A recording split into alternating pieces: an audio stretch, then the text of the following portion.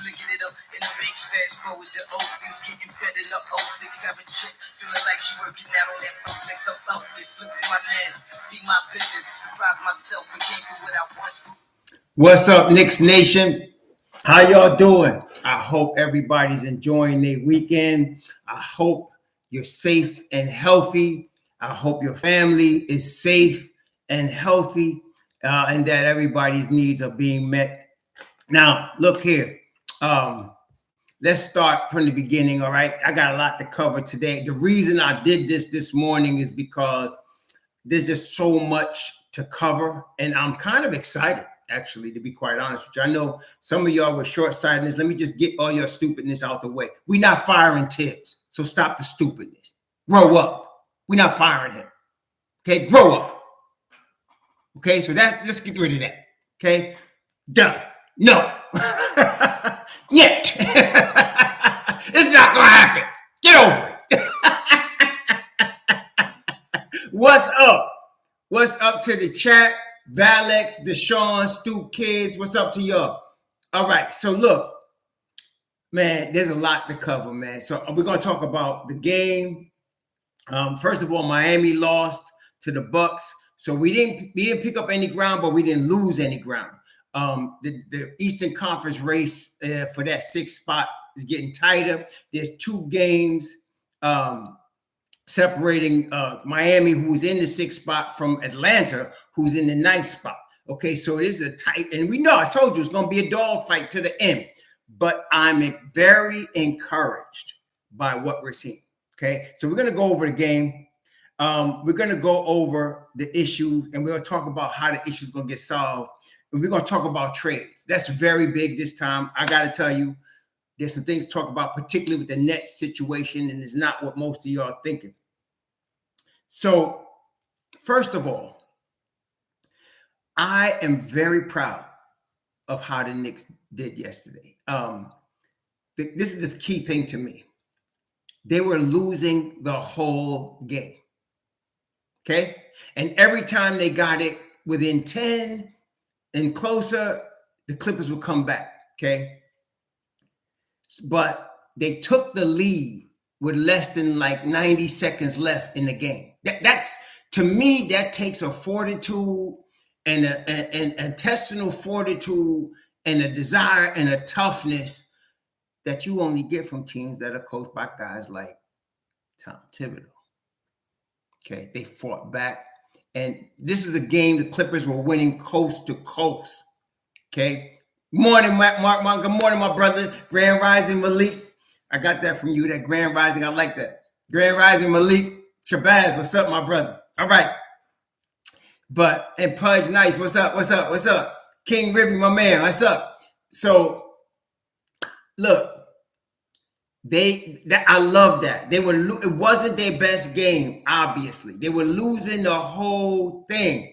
But then in the last minute, they came back. That, to me, see, and I was watching the game, and I was, what's up, Yasha? So I was watching the game, and I was like, this would be the best win of the season. I didn't know at that moment whether they're gonna win or lose, but to do it the way they did it, hats off, man. That was really tremendous. Okay, so the overall effort was great. The big issue with the Knicks, and some people use these type of situations, say stupid stuff like fire Thibodeau. That's dumb. No, it's not going to happen. And then his offense is no creativity, whatever. That's stupid. Let me tell you why. They're scoring enough points. Stop tripping on offense. Let's look at where the issues are and stop wasting time on stupid emotions that don't make no sense. The issue is on defense. They couldn't get stops. Okay? They couldn't get stops. That was the issue. RJ played foul. Okay, he was just dumb yesterday. It was just off yesterday. Offensively, no problem. But the regression on the defensive side, that's an issue. Okay, the regression on the defensive side is an issue. I ain't gonna front. But at the same time, what I'm seeing is Thibodeau is not giving up on RJ. He's just riding RJ, understanding that RJ is 22 years old.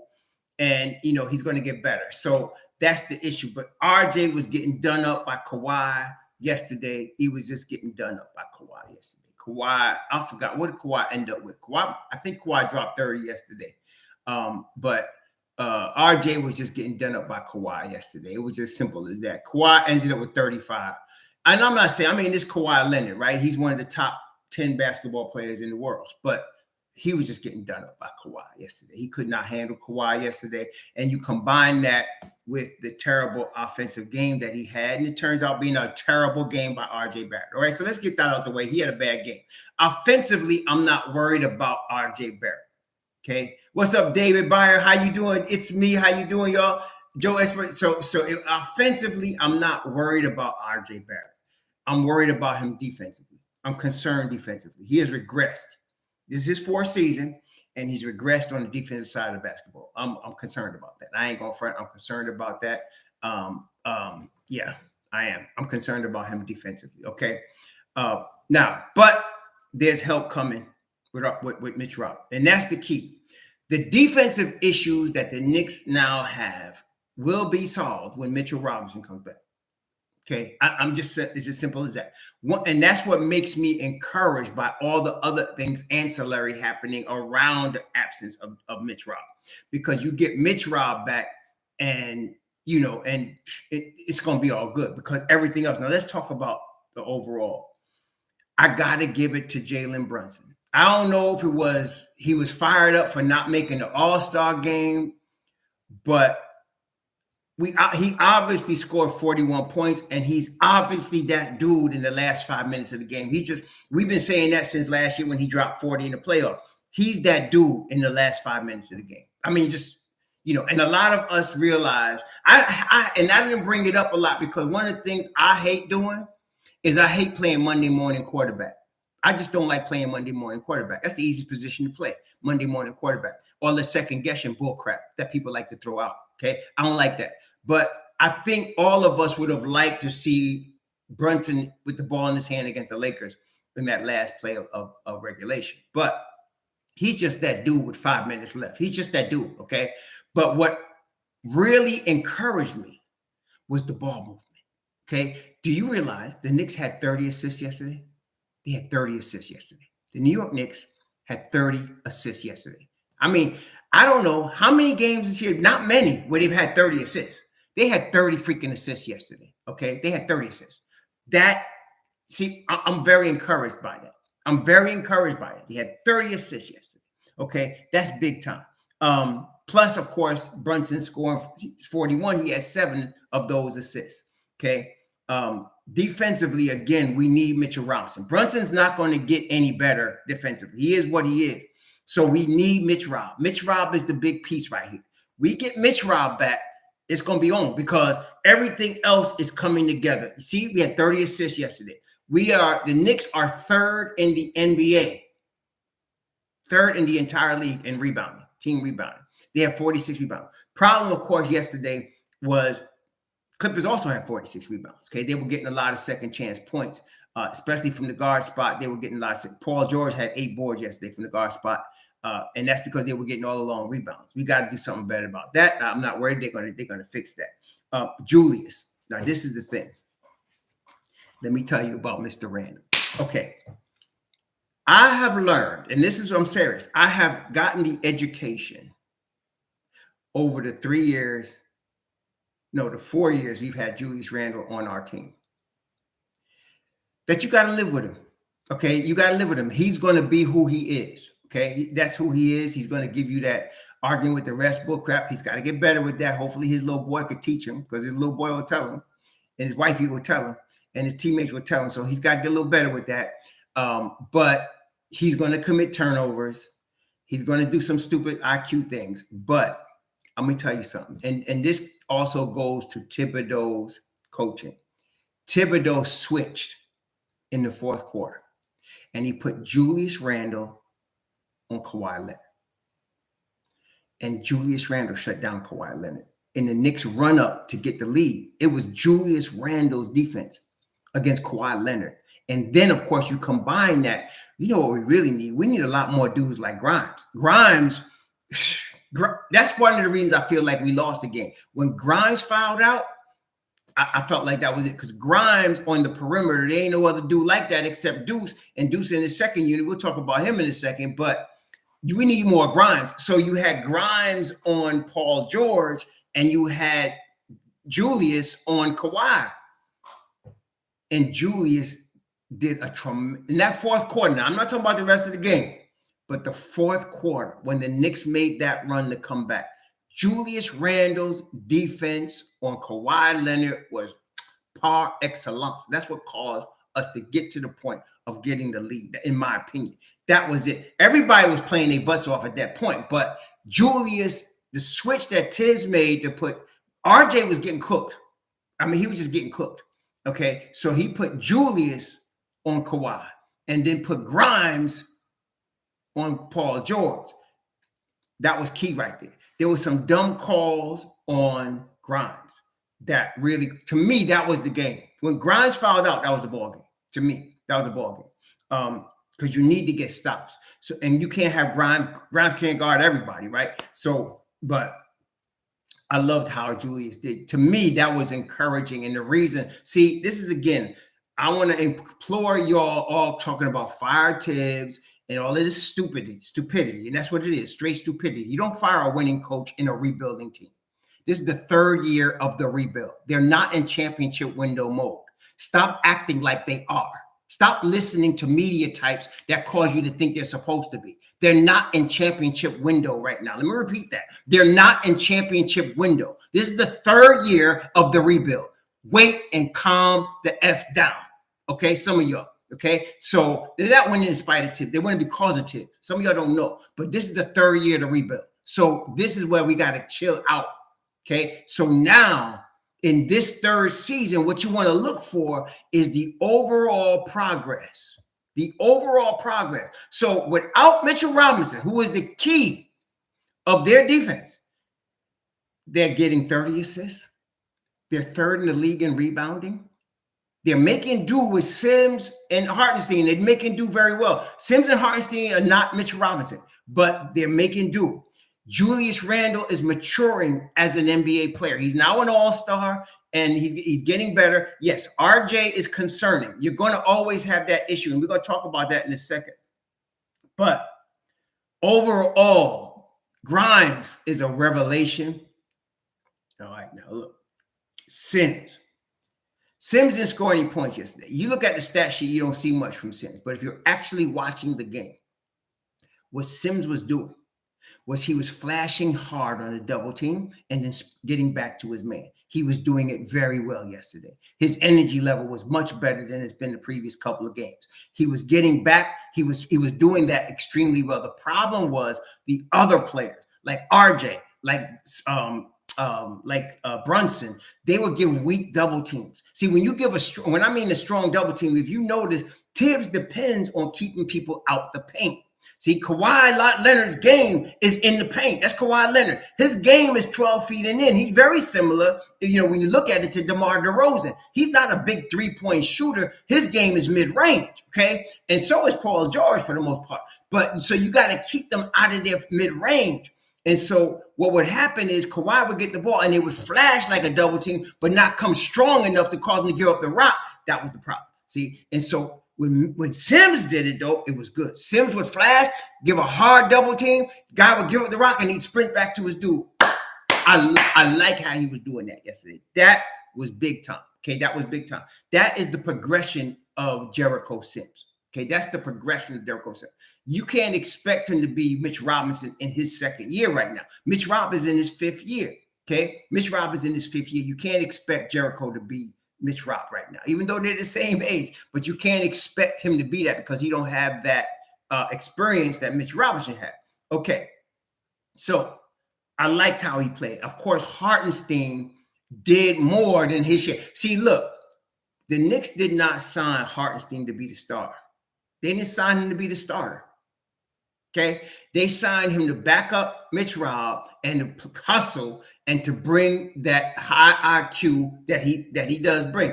And yesterday, not only did he do all that, he played good defense and he had 6 offensive rebounds. I think he had a total of I think he had a total of 11. Or yeah, he had 11 rebounds, 6 on the offensive end. That's about as good as you can expect from Hartenstein. He did his job yesterday. Okay, big time. He made one mistake, just one, and it was a costly one, but it was just one. That was the last play of regulation when Batum hit the three. Now they're down 3, so you can give them a 2-pointer, right? And you're still in the lead. So all you have to do is guard the 3-point line. Hartenstein was too far off Batum. He was almost acting as if he wanted to protect the rim. All he had to do was stay on Batum. That's all he had to do. He didn't have to worry about them going to the basket, right? But he was off Batum. Batum had enough room to score. It was a stupid little mistake, little one, but that would have been the ball game, right? With 3-point-something seconds left, he was too far off of him. You have to actually be standing on the 3-point line in that scenario. Make them go to the 2-pointer. Make them go for the 2-point. But he didn't do it. Okay. But I'm not going to kill him for that. I'm just saying he played a good game is my point. All right. He played a really good game. So I was very happy with the overall effort. Grimes. Let's just review Quentin Grimes for a second. Can I say safely? You ready? Is Quentin Grimes a 3-level scorer? What does that mean, 3-level? That means he can go to the basket, he can knock down the 3, and he's a very good free throw shooter. Can I say that? Can I say that about Quentin Grimes? He's a 3-level scorer. Do you know how rare that is in the NBA? You know how rare that is? That you got a guy that's a 3-level scorer? Okay? He's a 3-level scorer. He's efficient. Can I say that? He's efficient, man. He don't get a lot of shots, but he's very efficient with what he gets. Very efficient. Can I say, are you ready? He's one of the best rebounding 2 guards that the Knicks have ever had. Rebounding 2 guard. Okay. You talk about the 2 guards the Knicks have had, right? He's one of the best rebounding 2 guards the Knicks have ever had. Now, it's been a long time since I've seen a dude. The last time the Knicks had a 2 guard that could rebound like Grimes, his name was Clyde from the 2 guard spot. That's the last time. Matter of fact, they put up a stat. Clyde had 58 games one season where he did 20, 10, and 5. Okay. Landry Fields was good, but he's not as good as Grimes. I'm just telling you. I mean, Landry Fields was a solid player, but he's not Grimes. He is not Quentin Grimes, okay? And Quentin Grimes, okay, so we have agreed he is a 3-level scorer. He's a tremendous rebounder from the 2 guard spot. Tremendous. And lockdown defense. Okay? Lockdown defense. Okay? If he didn't foul out last night, we would have had a better shot to win the game. I was very concerned. Not as good as Grimes. See, y'all bringing up some good names. Landry Fields is good. Dame Dobson was good. But none of them are even close. Not even close. It's the same. Not even close, man.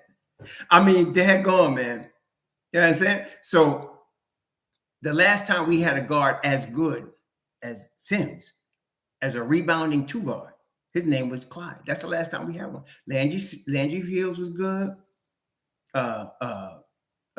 Dame Free Dot was good. Yep, Free Dot was good. But the last time we had a 2 guard that could rebound and be a 3-level scorer, right? How many? Let's go a step further. How many have we had that's a 3-level scorer and can rebound like that? How many? Come on, talk to me. How many? How many have we had that's a 3-level scorer now? Hit the 3, mid-range, and hit the foul shot, and can rebound from his position as a 2 guard. Not that many, man. This dude, and look. This dude's in his 2nd season. It's not like he's in his 5th season, 6th. This guy, he's in his 2nd year. Okay? He's 22. Woo! I'm very excited about Grimes. Can you imagine, like, in his 3rd season, and he becomes a focal point of the offense?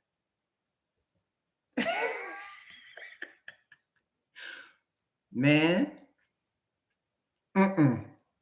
I see all-star in that cat. I see all-star in that kid, man. He's all-star material. He is definitely a championship piece. Quentin Grimes is a championship piece. I'm not trading him unless it's for a superstar. I mean, man. Oh man.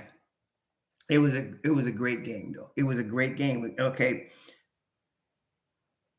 Mobb Deep. Y'all ready to talk about Mobb Deep? Y'all ready to talk about Mobb Deep? Y'all ready to talk about Mobb Deep? Y'all ready to go Mobb Deep? Y'all ready to talk about Mobb Deep? Mobb Deep yesterday. 32 from Mobb Deep. 32 points from Mobb Deep yesterday. 32 points from Mobb Deep yesterday. Y'all ready to talk about Mobb Deep? 32 points from Mobb Deep yesterday. Okay. What? Obi had 8. Hartenstein had 5. Quickly had 11. McBride had 8. And I think a lot of people would agree with what I'm about to say. A lot of people would agree with what I'm about to say. What I'm about to tell you. Sending this one out to my man Killer B. No doubt indeed. Without weed. All I'm gonna say is no, you came right on time, Cherokee. Anything for the $2 super chat. So look, are y'all noticing Deuce McBride? I told y'all about a week ago. Deuce McBride's getting more confident. Did y'all notice? Deuce McBride's getting more confident. No, he only played. What did he play yesterday? He only played. What did he play? How many minutes? 11 minutes.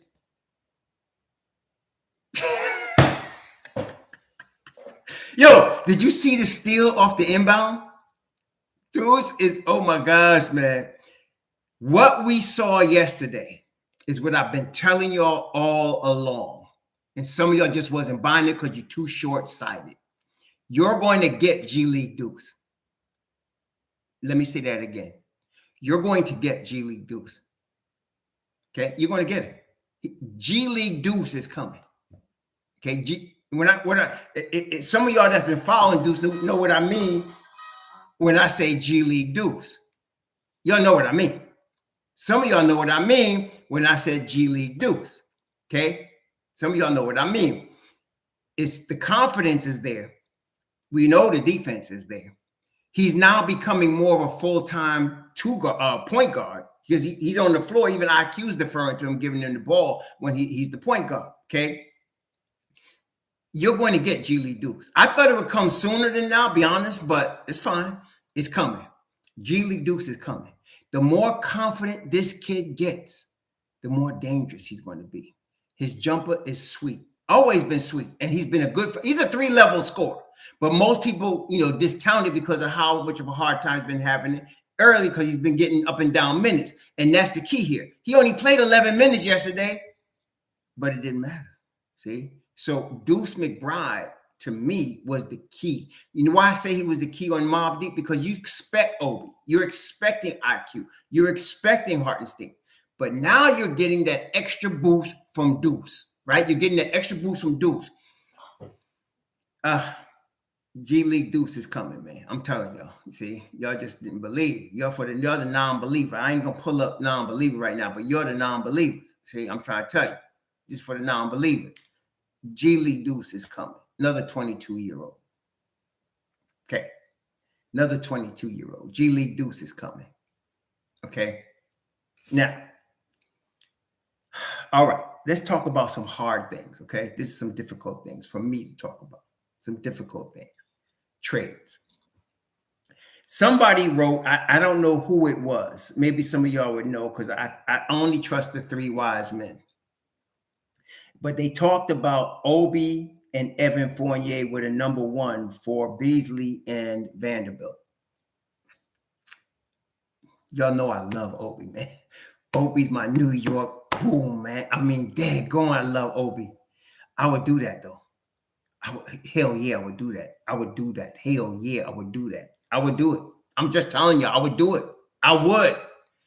You're talking about Vanderbilt? Y'all know how Vanderbilt plays?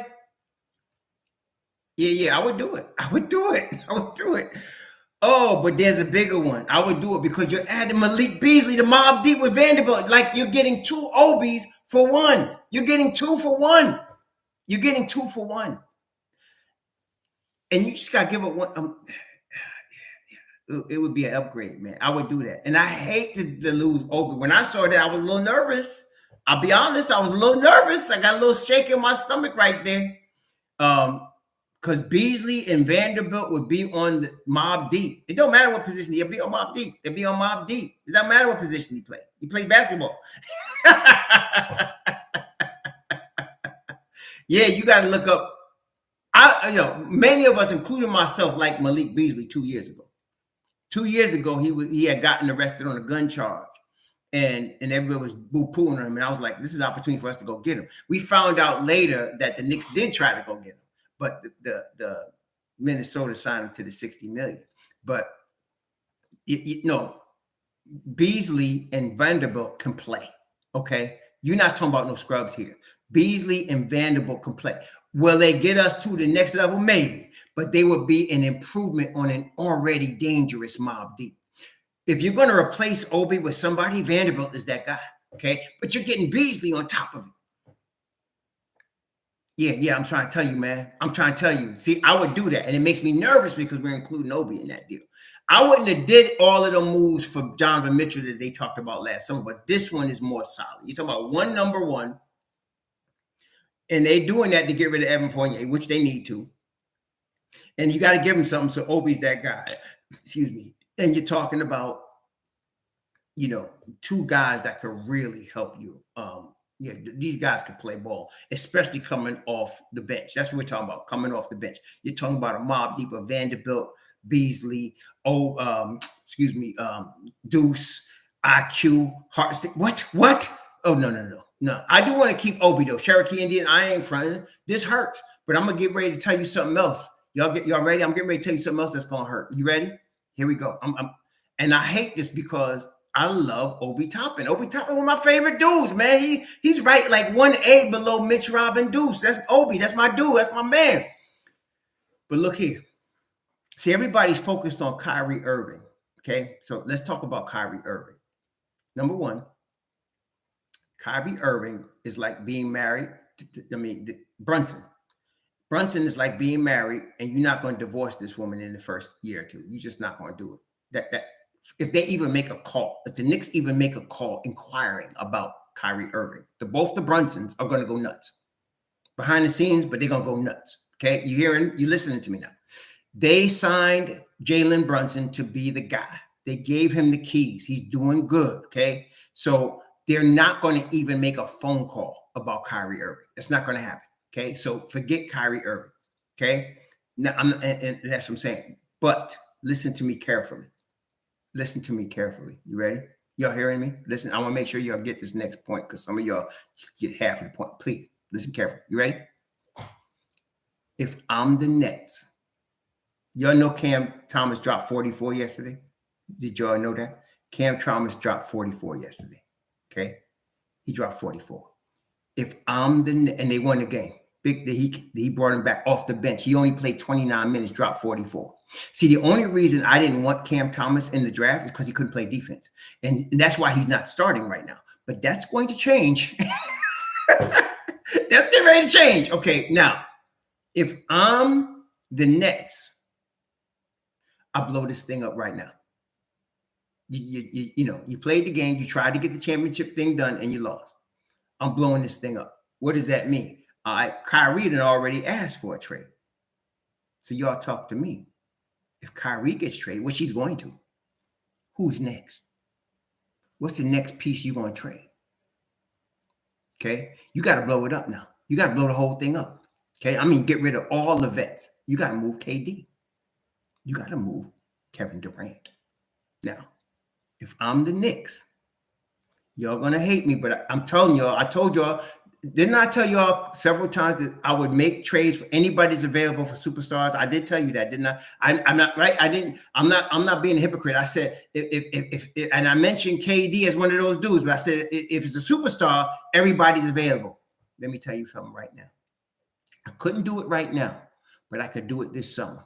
I couldn't do it right now, but I could do it this summer. What would I do? RJ's contract kicks in for next season. Okay. RJ's contract kicks in for next season. Okay. I'm trading RJ. I'm trading RJ. And I'm trading Obi Toppin. Obi's going to be a sign and trade. He's extension eligible after this season. He's extension eligible. So I'm trading RJ. RJ's getting $24 million, somewhere in that vicinity next season. I need a total because KD is getting $46 million. So you need, in my calculations, I need about 36 or 37 million going back to the Nets. Okay. Okay. Look here. I'm trading RJ and I'm trading Obi. Sign and trade to Obi. I'm doing Obi 3 years, 36 million, 12 million. I got RJ 24 million. That's 36. That gets it done. 4 number ones. I'm going to give him 3 unprotected number ones. I'm going to give him a protected number one. That's what I would do. I would do that tomorrow. Okay? RJ, Obi, 4 number ones. Who else in the league could do that? So you're getting RJ and Obi 2 lottery picks. You're getting 4 number ones. So you're rebuilding. Okay? So now you got 2 number one. You got 2 young dudes. Nah, that ain't NBA 2K. That's real. I'm telling y'all. I told y'all, if you're going to get a superstar, and listen, some of y'all get confused. I'm not saying it will happen. I'm telling you what I would do. I'm not saying it's going to happen, but they got to blow it up. Okay? So you can build around, if you're the Nets, you could build around Cam Thomas. You could build around the young kid at center. What's that kid's name? You could build around the young kid at center. You could build around Cam Thomas. You could build around Kessler Edwards. You could build around Claxton. You got a nice little nucleus to start building around. Okay? You got a new, I trade everybody else going. And I'm bringing in all youngsters. Okay? I'm bringing in all youngsters. Hey, listen.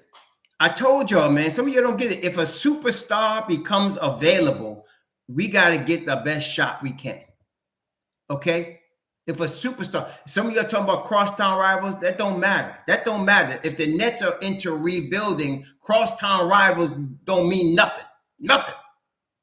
What means something, if you're the Nets GM and you got to blow it up, you're trying to get the best package you can for your assets. Are you listening? Okay, are you listening? So some of y'all like to talk about delusion. What's so delusional about that? What's delusional? What are you talking about? What's delusional? Oh, because you think, KD not coming to New York? Maybe he won't. But what I'm saying to y'all, get this clear. And I wanted to make sure y'all heard me because some of y'all start tripping. I said, this is what I would do. He's available. Now, if he don't want to come to the Knicks, okay. I'm just telling you what I would do. Instead of being stupid with these dumb jokes, tell me, what would you do to get KD? What would you do to get KD? Forget whether it's... Some of y'all just, oh my God, man. Imana, he's available. Answer the freaking question. What would you do to get him? He's available. Okay? Nobody's coming. MIG, go back and smoke your hash, man. Shut up. Look, what would you do to get him? That's all I'm saying. He's a superstar. Look, what would you do to get him? That's all I'm saying. Forget all of that. He ain't coming to New York. Nobody wants to come to the Knicks. All of that negative. Somebody must have beat your ass too much when you was a kid because some of y'all just negative, man. No, what would you do to get him? He's available. I'm not talking about somebody that's not available. I'm talking about somebody that's available. He's going to be leaving the Nets. He's going to be available. What is your offer? Talk to me. What is your offer? Okay. What is your offer? That's all I'm asking. He's 35. What is your offer? Okay. It's got to be reasonable because you got to keep a team around him, right? He's not coming to come to an empty team. So what I'm saying is we got 2 young players. One just signed an extension. He's going to get $24 million next year. You got another one that's extension eligible. You got to find, what are you going to get for? Listen, This is the difference between NBA 2K and real. NBA 2K is making up trades of players that are not available. People keep talking about SGA and LaMelo, and these guys aren't available. I'm telling you right now, Kevin Durant is going to be available. What are you offering? What are you offering? He's going to be available. So what are you offering? No, the Nets don't want Randle. If you're again, let's think about this clearly. You're the Nets. You're rebuilding now. What do you want? You're the Nets. What is your basis? If you're going to rebuild, you're starting over. So what do you want? You want draft capital and you want young players. Correct? Am I right on that? You want draft capital and you want young players. Are you listening? Pay attention, Knicks Nation. Come on, wake up. Let's wake up here. Kevin Durant is available. The Nets want draft capital and young players. What team has more of that than the Knicks? Talk to me. What team has more of that than the Knicks? Young players and draft capital. There's a couple of teams. Oklahoma City, Charlotte. Because Kevin can't say where he's going. They under contract. So they get the best deal they can. Houston, right? But Kevin Durant wants to win. So who has the combination of young players and draft capital that you can start over with? Okay. What y'all talking? What? No, listen. The Knicks going to trade everybody. They're going to trade O'Neal. They're going to trade Seth Curry. They're trading everybody. All they want is young players and draft capital. Y'all on the page with me yet? Y'all caught up yet? They want young players and draft capital. They're going to start with Cam Thomas, Kessler Edwards. They're going to start with that team. That's what they're starting with. Kessler Edwards, Nick Claxton, Cam Thomas, Deron Sharp. That's their nucleus now. That's their nucleus, okay? That's the nucleus they have. So they're starting with this nucleus. You're starting over. Irving is gone. KD wants out. So he's going to be available. What are you giving me? Talk to me. Y'all still ain't answering the question. Come on, baby. Wake up. Come on. Well, what are you giving me? So some of y'all was laughing when I said 4 number ones, Obi and RJ. What you got that's better than that? Talk to me. Some of y'all just like to talk and don't have nothing in your mind, man. Talk to me. What you got? They don't want Julius Randle. He's 28. They don't want him. They want 22s and 23s and draft capital. That's what they want. Okay? Would you want Julius Randle if you're starting over? You're not looking. See, let's talk about it again. Okay? Start over. This is year 3 of the rebuild. Right? Yeah, right? Year 3 of the Thibodeau rebuild. I told you, I wouldn't trade none of my youngins unless it's a superstar. I did tell you that, right? I said I wouldn't trade none of my youngins unless it's a superstar. And I went down the list. I said Luka Doncic. I said Joel Embiid. And I looked at the Nets and I said KD. And I said no Kyrie. I said SGA. I told you LaMelo Ball. I told you Devin Booker. If it's a superstar, I'm going to give up anybody on the roster. Okay? So, KD is a superstar. Listen. Kevin Durant, Mitchell Robinson, Julius Randle, Jalen Brunson, Quentin Grimes. Wait, did you hear what I said? Kevin Durant, Mitchell Robinson, Julius Randle, Jalen Brunson, Quentin Grimes. Are you hearing me? Do you understand how that sounds? Do you understand? Are you listening? Get over your emotions. Listen, the dude is available. What are you giving? What are you offering? Okay? What are you offering?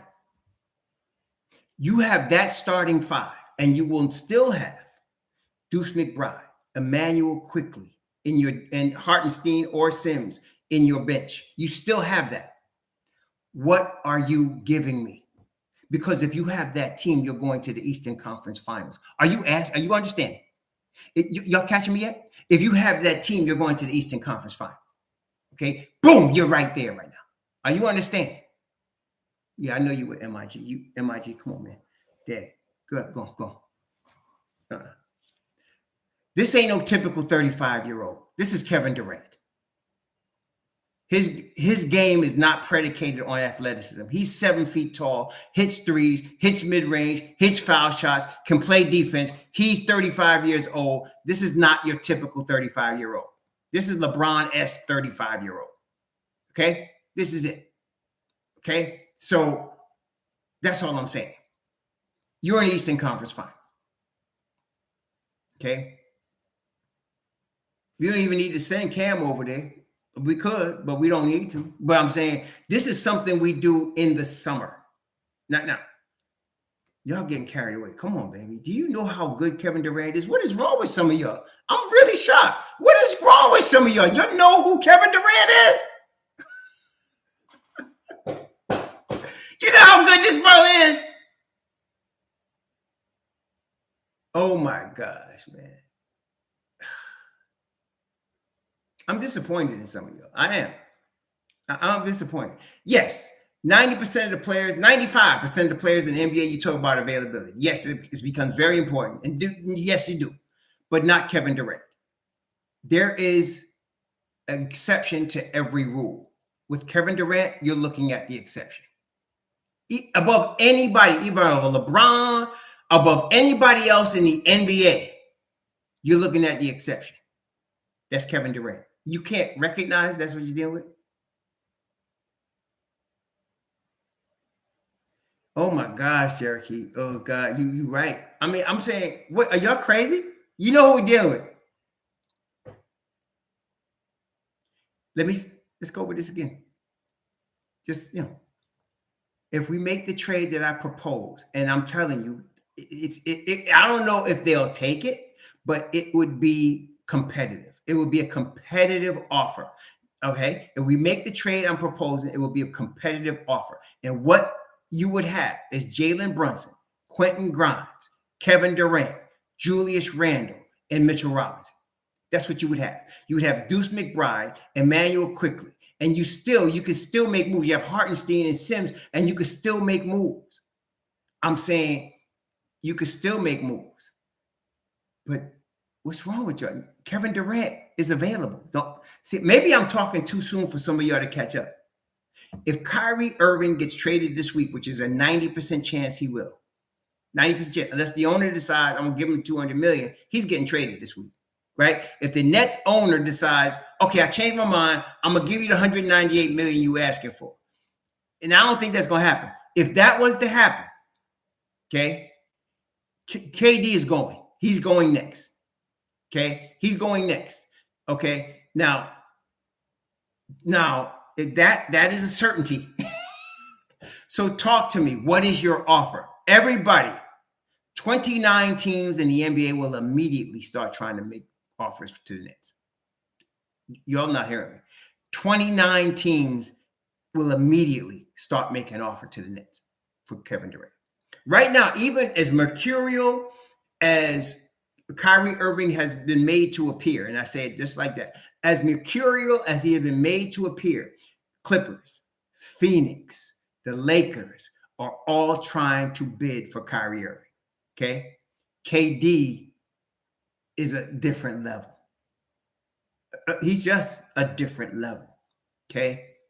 You don't get guys that come along in generations that's 7 feet tall and a 3-level scorer, 7 feet and a 3-level scorer, and can play adequate defense. I'm not saying he's all NBA defense, but this dude is out of this world talented.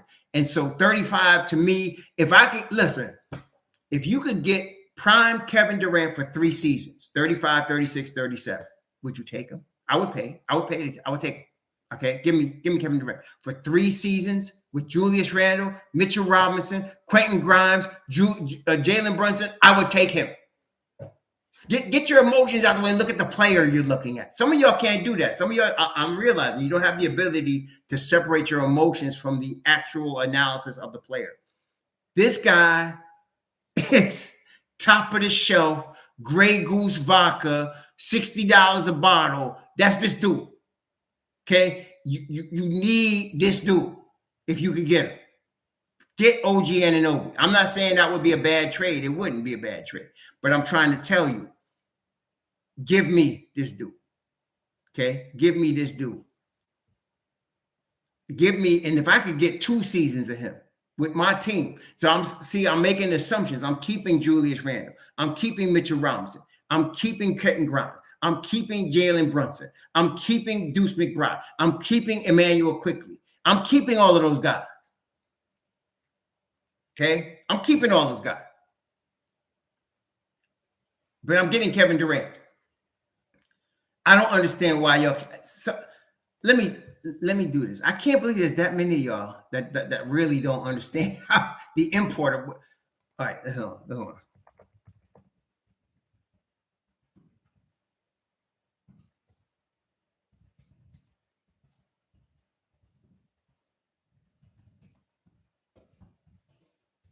All right, here's the poll. Here's the poll.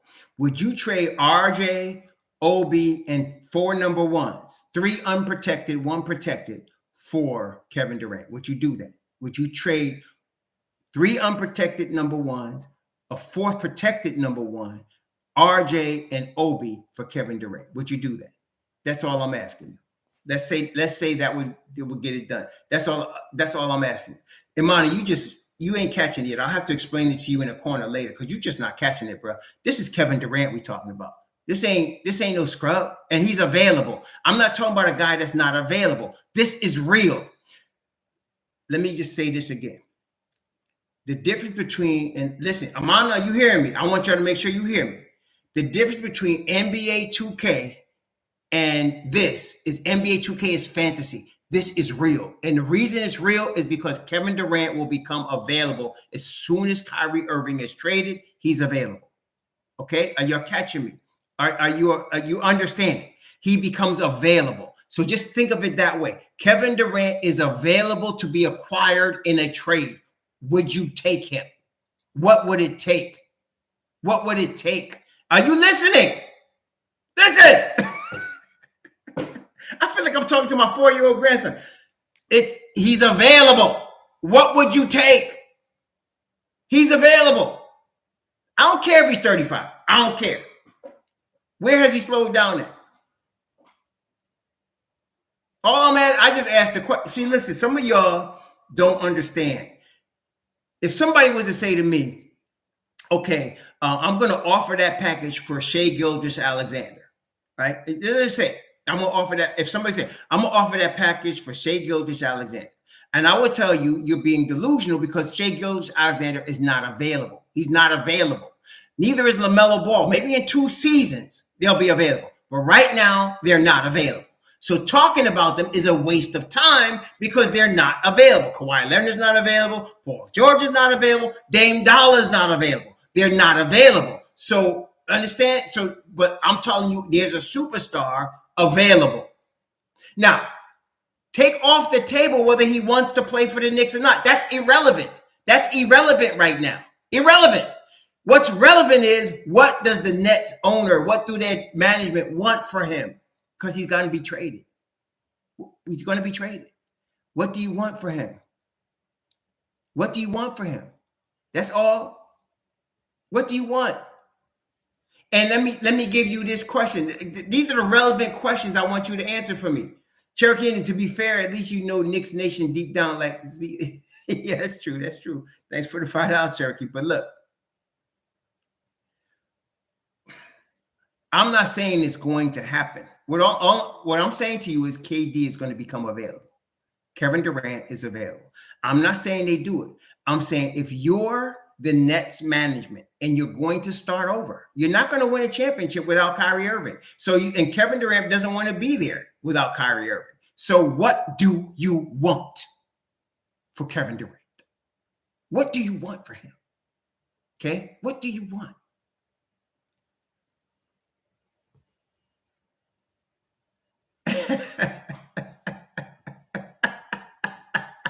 $21.89. But I'm asking, what do you want? Are you hearing me? What do you want? You're Joe Tsai. What do you want for Kevin Durant? You got to trade him now. What do you want? What are you looking for? MIG, get over the it's not happening part. Answer the freaking question. Are you able to do that? What do you want for Kevin Durant? Answer the freaking question. What do you want for Kevin Durant? What do you want for him?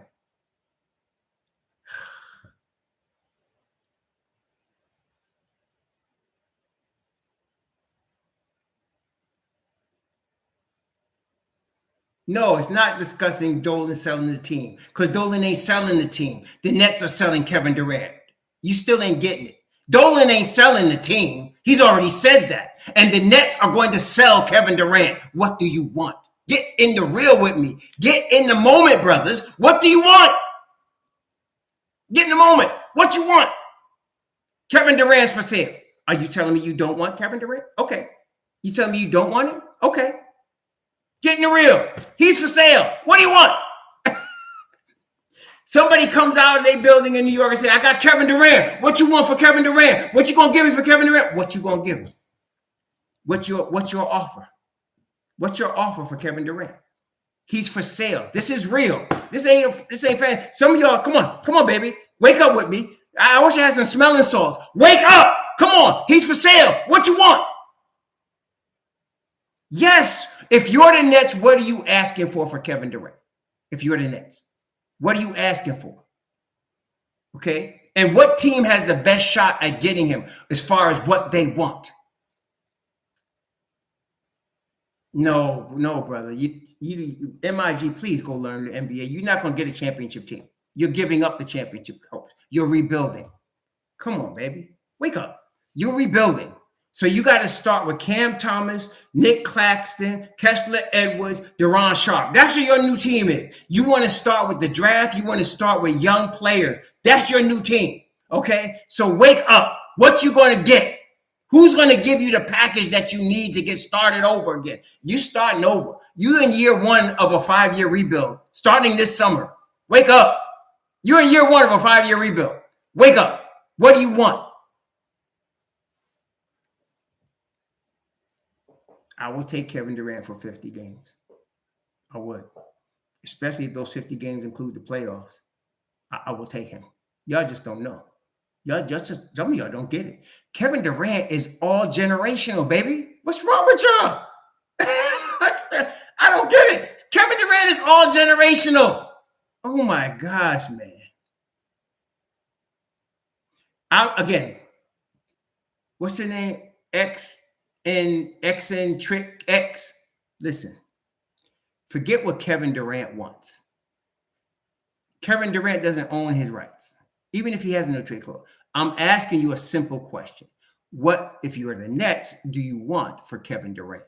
Who can make the best offer for Kevin Durant? That's what I'm saying to you. Who can make the best offer for Kevin Durant? Okay? Kevin Durant is not overrated. Oh my gosh. I am really shocked. I am totally shocked. I'm shocked at this. Kevin Durant at 35 is better than everybody in the league at his position. Do you realize that? He's better than everybody in the NBA in his position. He's one of the top 5 players in the world right now. Right now. He's one of the top 5 players. I'm saying it, daggone it. He's one of the top 5 players in the world right now. Okay? Right now.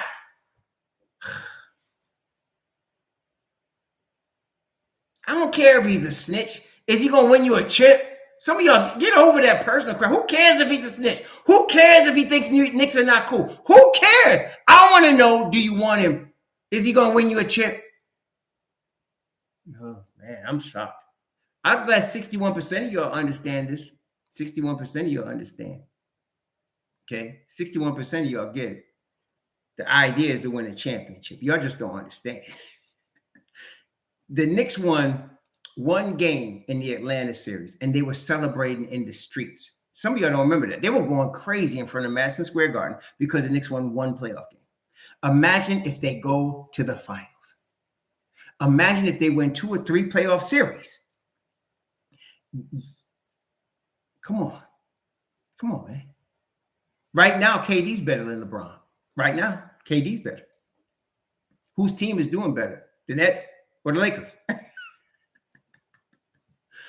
Oh, man.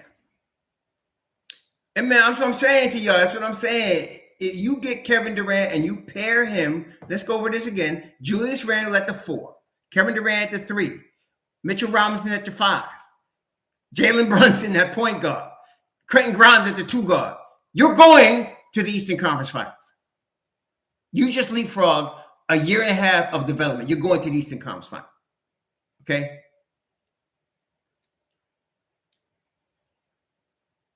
Ugh.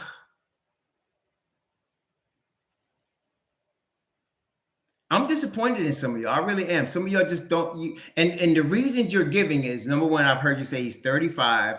I've heard somebody say he's a snitch. I've heard somebody say he don't think the Knicks are cool. These are childhood, teenage reasons. That's what we're talking about. You're talking about teenager gossip reasons for not getting one of the top 5 players in the world. Not just in the world, okay? One of the top 5 players in the world. You're saying, well, he's a snitch. I don't want it. I mean, I don't care if he gets us to the finals. I don't care. I'm disappointed. I'm really disappointed in some of y'all. I don't care about his availability. Can he give me 60 games and then the playoffs? I'm good. I don't care. Kevin Durant, if Kevin Durant is one of those dudes that'll win, whose team will win 70% of the games he's in. Last night they put a stat and they said Kawhi Leonard is the most winning player in NBA history. That every time he plays, when he's playing, his teams win 74% of the time. I'm guaranteeing you Kevin Durant is around 70. He's around 70. Okay, so let's say he gives us 60 games. Okay, let's say he gives us 60 games. And we win 70% of the games he's in, we win 42 games just because of that. Now there's 22 other games. Even if they go 500 for the next 22, we win 53 games. And you can look, and that's conservative. I'm being conservative right there. Okay, you're talking about Kevin Durant.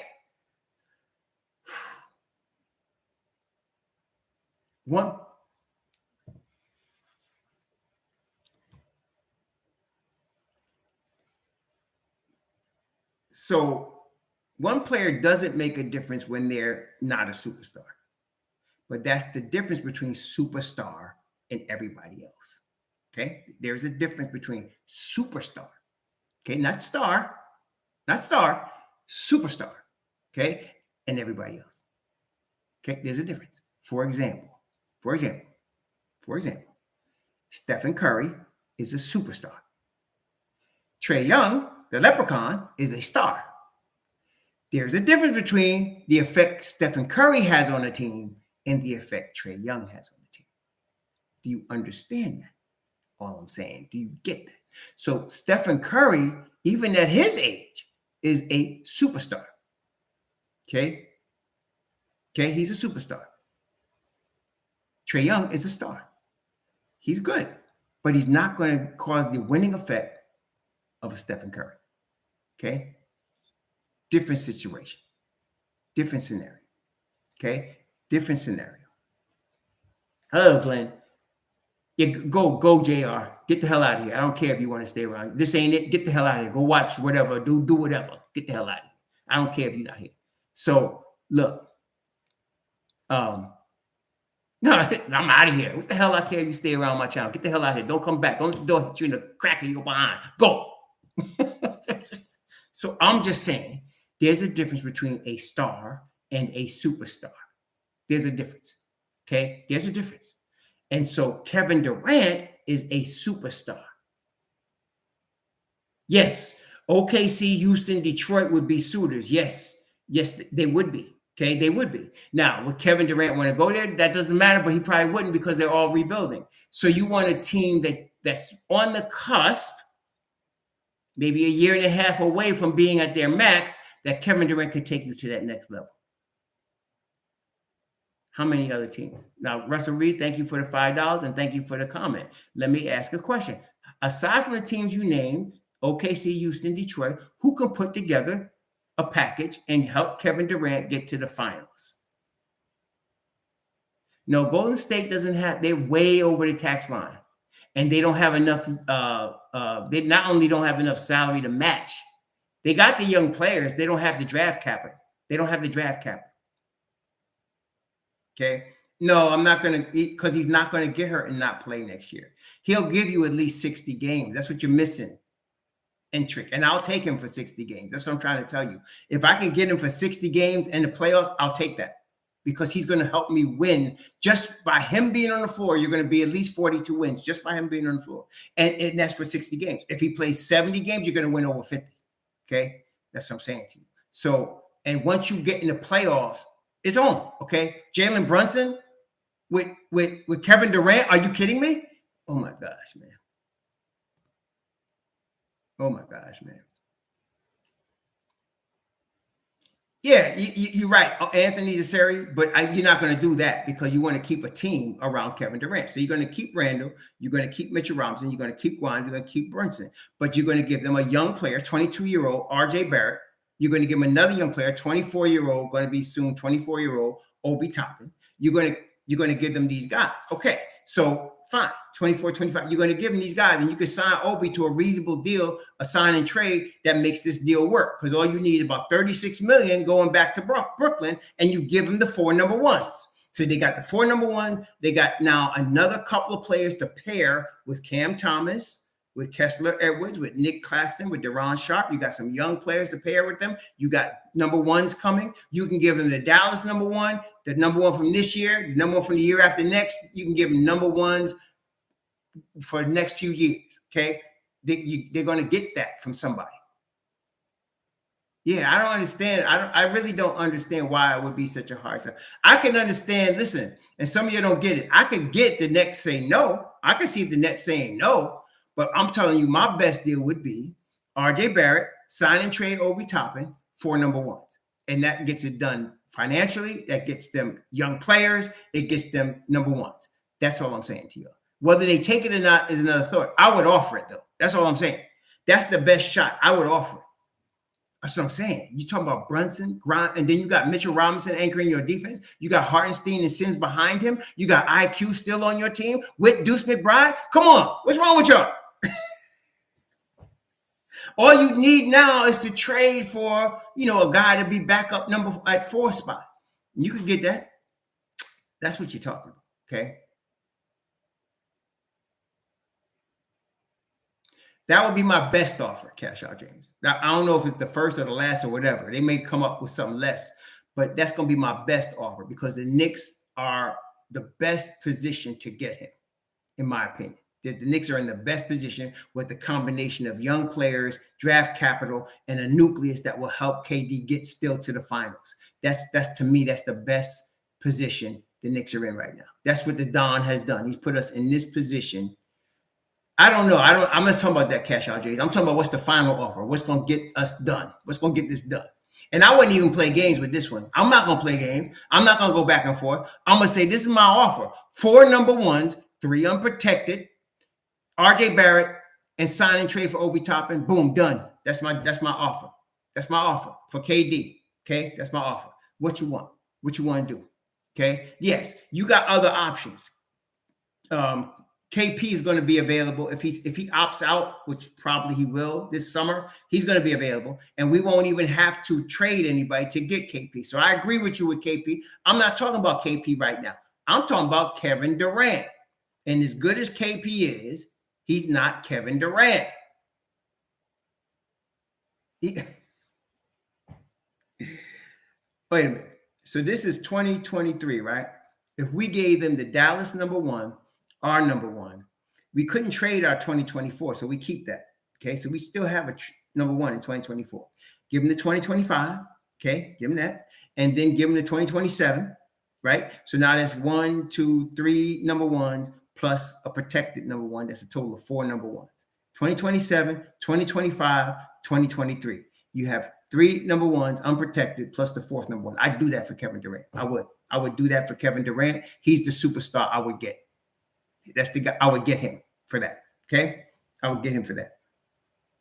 Yeah. Romania, how you doing, Walter? I would do it. Wallflower, how you doing? I would do that, man. Tomorrow. If I could get that done, tomorrow. We can't do it till the summer, though, because that's when the RJ's new contract kicks in. Okay. Same for Luka. Same thing. I'd probably do the same thing for Luka What am I adding? I'm probably doing the same thing for Luka, though. I'm probably doing the same thing for Luka. Probably the same deal.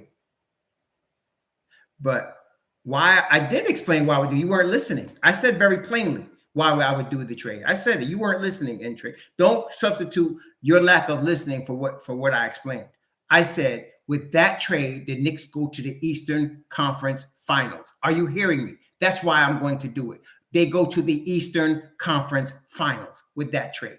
Let me say it one more time. With that trade, the Knicks go to the Eastern Conference Finals with that trade. Brunson, Grimes, KD, Randle, and Mitch. They go to the Eastern Conference Finals. Are you hearing me? Do you understand why I would do the trade? Eastern Conference Finals. Russell Reed. Oh, you want both of them? You want KP and, well, the money would be kind of tough on that one. But I hear you. The money would be kind of tough for us to read because remember, KP is going to be looking for something around 30 million. So and KD is getting 46 million. So you got to have 74 million to deal with. And I don't know where you're getting that from. I could get it from RJ, sign and trade with Obi. I could get the money I need. I could get 36 million there. And then I can give them the picks. But for KP, you need that money. I don't know how you're getting that. That's all I'm saying. I hear you. No, I didn't know you knew that you were saying that, but you can't get it. The bench would be Hartenstein, Emmanuel Quickly, Deuce McBride, and you need another guy. You need another guy. You maybe Sims plays the 4, but that's your bench. So Sims plays the 4. Yeah, that's what I'm saying. So Sims might play the 4. Sims is saying they've already said Tibbs and Sims himself that he wants to be able to play more 4. So that would be fine. We would need that. We'd have a backup point guard, a backup 2 guard, a backup center, and a backup 4. I would do that in a heartbeat. Do it, no problem. I would do that quickly. No problem intended. But for KD, I would do it because we're going to the Eastern Conference Finals with KD. Okay, that's what we're doing right now. Okay, you do that, you're at the top of the East. Okay, that's what I'm saying to you. You're at the top of the East. You do that. Okay, this is not like we marginally better. No. We leapfrogging with Kevin Durant. We're leapfrogging. Okay, boom, done. Okay, Luka too. If we were to do that, Luka too. I do it with Luka. Same deal with Luka. Do the same deal. Same deal. Okay, and for the same reasons. Only difference with Luka, you'd have to have Brunson coming off the bench. So you're probably going to have to trade. You're probably going to keep Obi. You're going to trade Emmanuel Quickly because you're going to have Brunson coming off your bench. So you're going to keep Obi and trade Quickly. Yeah. No, Nick Yak. Let me explain. Nick Yak bring up a reasonable point. Nick Yak, he said RJ and Obi is 32 million, KD is 45. We need to match 125%. So we would need 36 million to match. We need 36. RJ is 23 plus, RJ is in a 23, 24. Let me see. RJ is, I'll tell you right now. RJ just got the $100 million extension. His first year salary is 23.8. Okay, so that's 23.8. Then I would get Obi somewhere around 13, and that gets it done. Okay, I'm signing and trading Obi. So I'll give Obi 4 years, 52 million, something like that. That gets it done.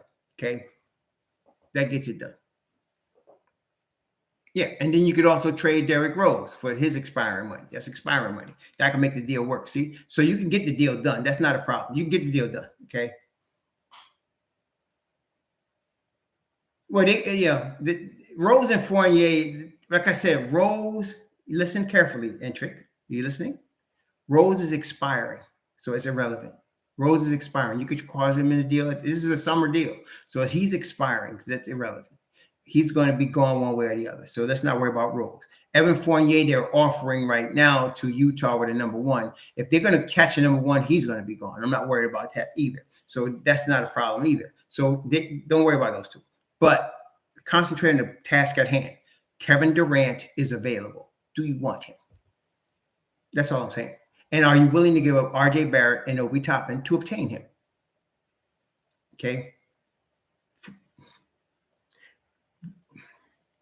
Listen, when you're in the championship window, the cap doesn't matter. Okay, when you're in the we're not in the championship window right now. But when if we were to have Kevin Durant, we would be. Okay, we're not in the championship window. We're 2 years away from the championship window right now. 2 years. But if you get Kevin Durant, you just leapfrog 2 years. That's it. Okay, you just leapfrog 2 years, and you can get Kevin Durant. All right. Yeah. And we could even maybe keep one of our picks this year and still give them the Dallas pick, give them 2024, 26, 28. We could do that and still be good. Still be good.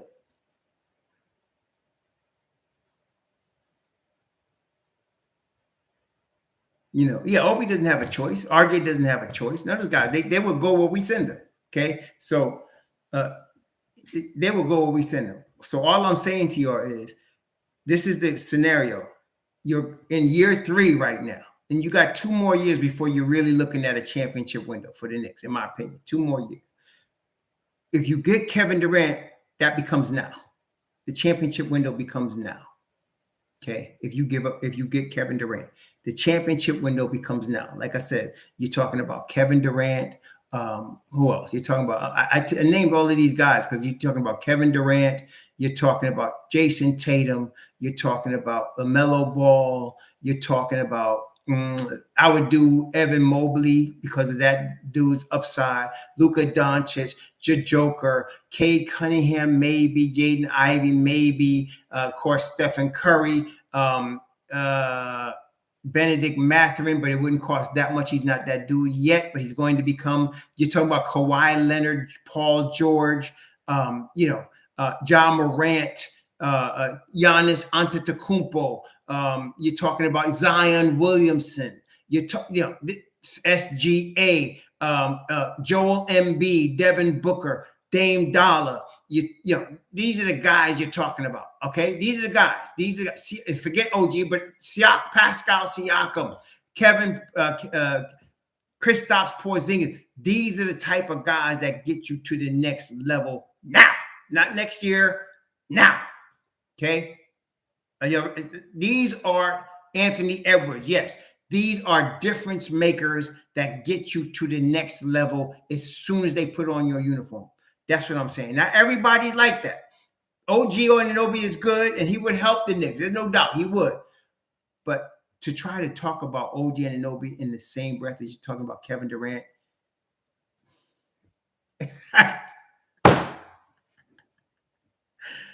woo, I don't know about that.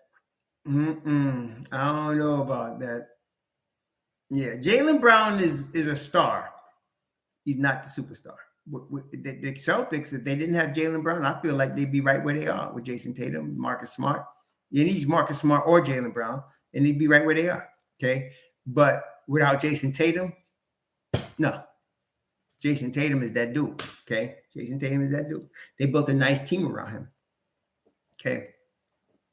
Nah, KD ain't fragile, man.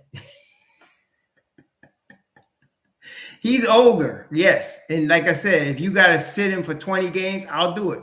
I have no problem doing that because he's going to help me win. Out of the 60 games he plays, he's going to win at least 42 of them for me. And then I'm a scrape to get them other 11, 12 wins that we need to get, 15 wins that we need to get us into the 55-win season. I'll do it.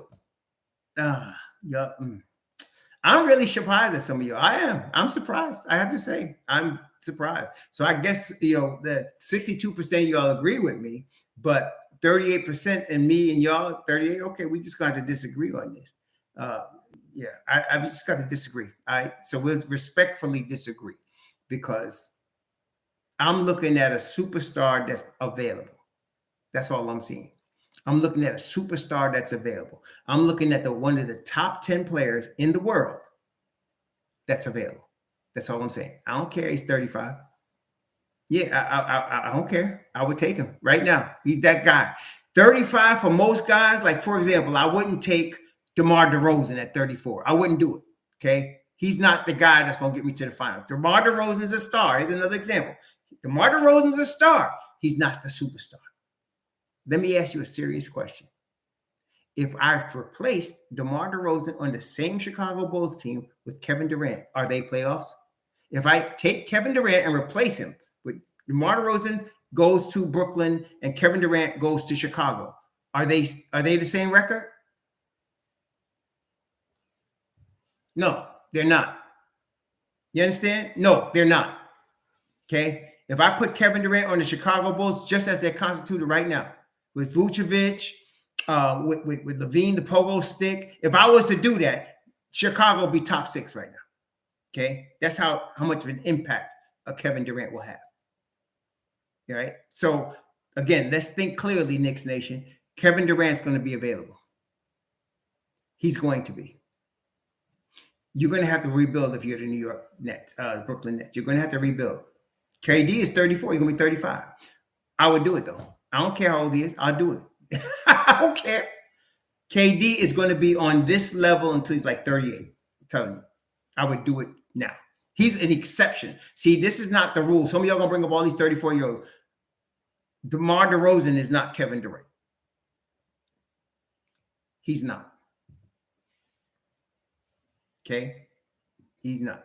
So I don't know if the Nets take my offer, but I'm offering 4 number ones, 3 unprotected number ones with a protected number one. Like I'd give them the Dallas number one, or I give them a number one like the Bucks protected number one from 2027, and I give them 3 unprotected because the Bucks number one is going to convey.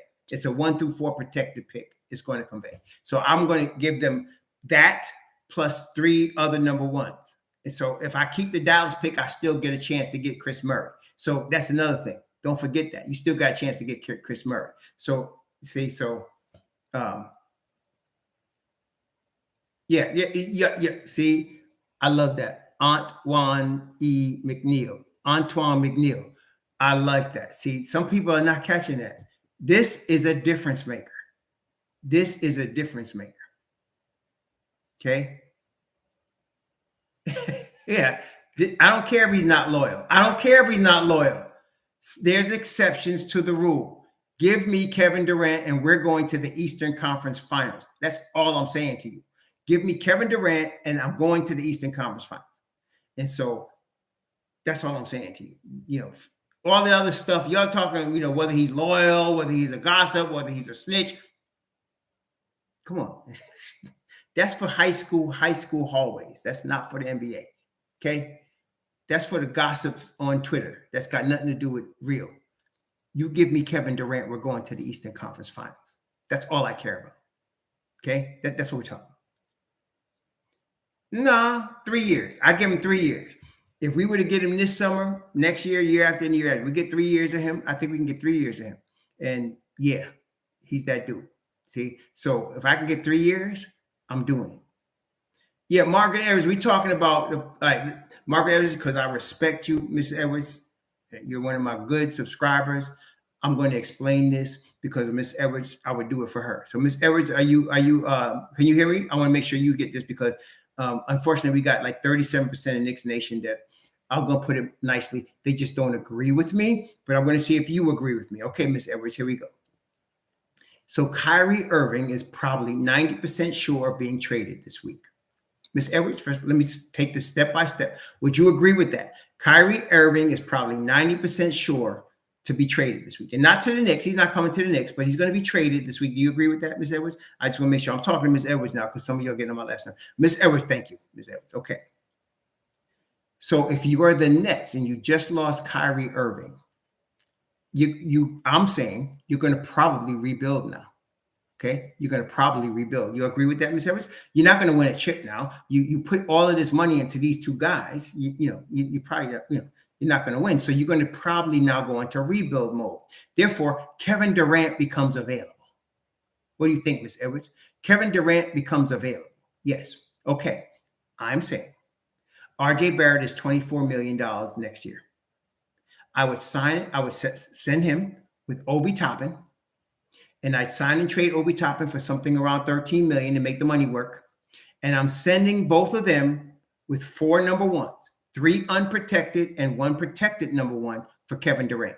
Would you do that, Ms. Edwards? I'm sending 4 number ones, which are 3 unprotected number ones, with RJ Barrett, with Obi Toppin, and a protected number one for Kevin Durant.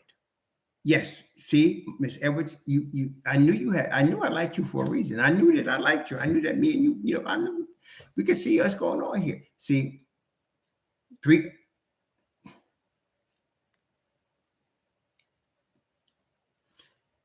Okay. Think about this, okay? David, think about this. David Byer. It is a lot. It is a lot. It doesn't matter if he resigns with us or not. Kevin Durant is on the hook for 3 more seasons. I don't care if he resigns with us or not. All right. So, because Mr. Edwards got sense, but yeah, I would do that. That's right. So look, let me explain. I understand Byer had a legitimate, he said, that's a lot. Yes, it is a lot. But think about this. Think about this, Mr. Byer. Think about this. Are you ready, Mr. Byer?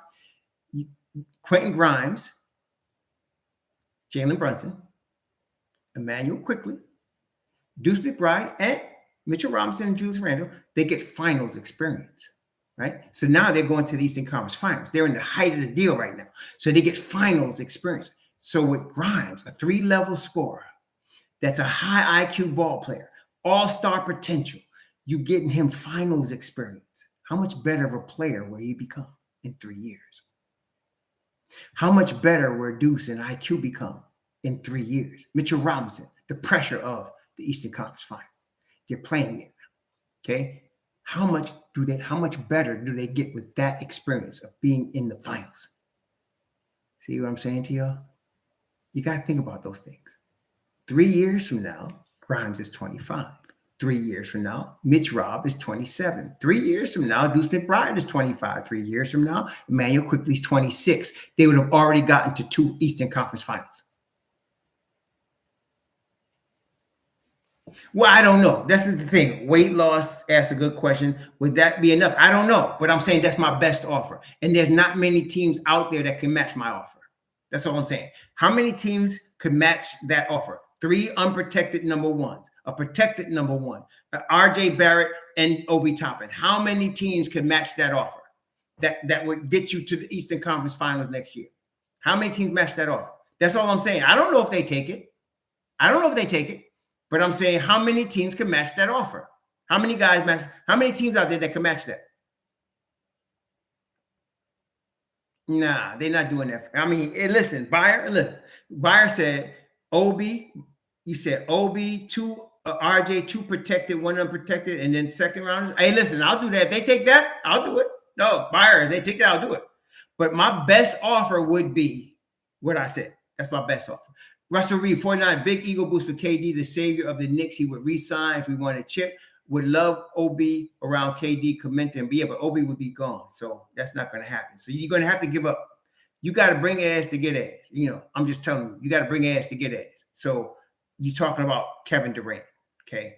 I can understand if you want to say, okay, 2 unprotecteds and a protected. I could get that. But you're not getting Kevin Durant for cheap, man. Right, exactly. Thank A.E. Kennedy. Thanks for the $5. That would be the best, most stable team KD has played on since Golden State. KD, JR, that's right. JB, QG, and Mitch Rob. Nets were always playing with fire with KD, with Kyrie. Exactly, we knew that. And Kyrie influenced KD to come to the Brooklyn Nets. So I mean, yeah. So, back when Clyde played Aaron Gibson, there was no point guard. Shooting guard. It was his guard. So you had Clyde, and Clyde played with Bill Bradley, and he played with Earl the Pearl, and he played with Dean Memringer, and they were just guards. They weren't, at that time, they weren't point guard and shooting guard. They were just guards, okay? But he would get 10 rebounds, 20 and 10. Frazier would get that. In fact, they said last night he had 58 games one season where he had 20, 10, and 5. Yeah, so, but I would do it. Yes, the Grizzlies and the Pelicans. If the Pelicans wanted to send Zion Williamson to the Nets, that beats us. Okay. I'm not saying it's going to happen. I'm telling you what my best offer would be. If the Pelicans said, we're going to send you Zion Williamson for KD, that's going to happen. That's done. Okay. And the draft capital is important, but they start a rebuild real fast with Zion Williamson. So that there are teams that could, possibly, again, Zion is one of them dudes. So you're trading an older superstar for a young superstar. Okay. I mean, yes, I'm not saying it's a slam dunk. What my best offer is, though, is 4 number ones, RJ and Obi. That's my best offer. Okay. That's my best offer. Okay. That's my best offer. All right. That's all I'm saying to y'all. And so my best offer is what I put on the table. That's it. Yeah. Well, yeah. And he's got some issues, hamstring. He's thick and, he can get hurt. But when he plays, he's 27 points a game. Your team is a whole lot better when he plays, no doubt. Okay. But I would for a superstar. And I've always said that. Some of you never listen. And then you try to tell me what I said when you don't even know because you ain't listening. I told y'all multiple times, superstar, everybody's on the table. KD's a superstar. Everybody's on the table for a superstar. Okay. KD's on the table. Everybody's available. Okay. Everybody's available. Like I said, he's healthy enough for me. If I can get 60 games out of him, I'm good. Okay. I'm good. Yeah, you giving me this high school hallway bull crap. That don't matter. That really don't matter. That's gossip. Who cares? Who cares what he says on Instagram, on Twitter? Who gives a crap? Can you help me get to the Eastern Conference Finals?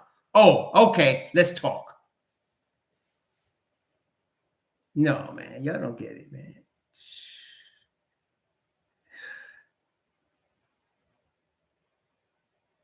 I would do KD for RJ and Obi and 4 number ones. That's all I'm saying to you. And I put it up there in the vote thing. I would get KD if I could get Kevin Durant for 4 number ones. Especially let me keep Dallas's protected, and I'll give them the Bucks protected number one because that's going to be transferable. That's definitely coming because the Bucks are good, so they're not getting no top 4 pick. So it's top 4 protected. Give them the Bucks number one. Give them now 23, 25, and 27 number ones, and that's it. Done. We ain't sucking up. We would win. Y'all just don't get it. We would win. That's right. KD at 80% is better than anybody the Knicks have. KD at 80% is better than anybody the Knicks have. KD at 80% is better than most people in the NBA. Okay? Oh, my God. Man. Anyway, Miss Edwards, I'm glad I got you on my team, Miss Edwards. I appreciate that. Yeah, I saw the Pels last night. They played against they were playing really good. I was watching that game at the halftime of the Knicks game last night. They played they had no Zion, and they beat the Lakers, but they had no Zion and very little Ingram. But man, they played really good game. That dude Alvarado reminds me a lot of Deuce McBride. Yeah, so.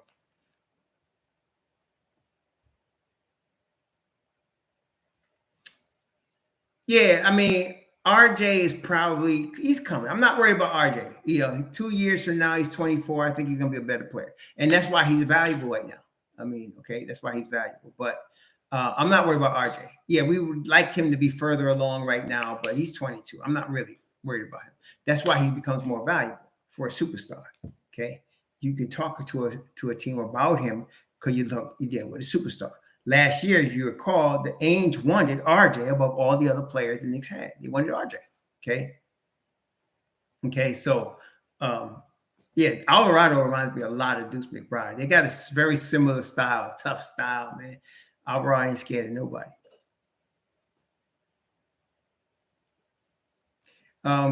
Jarrell, there's help available for those drugs you're on. He's 22 years old. We don't need 9 years. He's 22, sir. He's not, he's 22. Calm the F down. Are you still 22? Or maybe you don't understand. Because he's 22. Okay? He's going to be all right. I'm not worried about RJ. Stop tripping. Yes, right. He'll be 26. And guess what happens at 26? Players reach their prime at 26. Okay. He'll be in his prime. He's not in his prime yet, and you tripping now at 22. Stop it. Go get help for them drugs, man. Please. Anyway. So, there's help available for that drug problem, man, because you got one bad. There's help available. In New York, they got plenty of little clinics you could help you out with those delusional issues you have. Give him 9 years. He's only been in the league 4. This is his 4th season, and he's 22. Now, am I bugging? Oh, so if I say RJ's 22 years old, I'm bugging.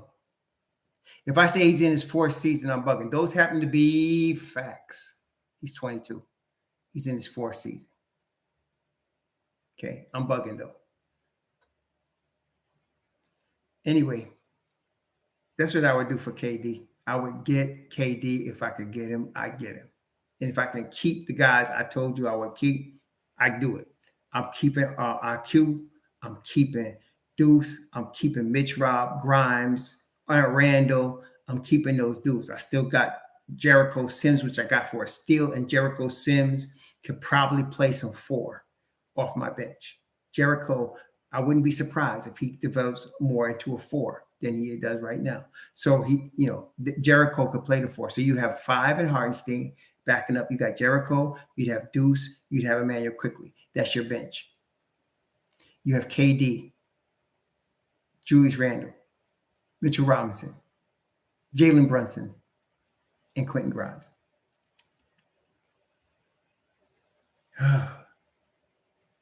That's right. Exactly, Eric, Miss Edwards. Miss Edwards.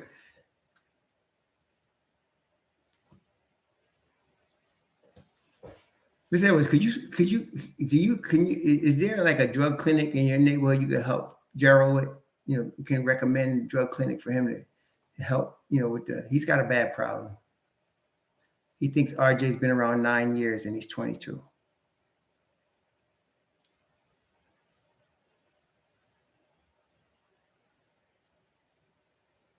Yeah, I mean, oh my gosh, man. So, okay.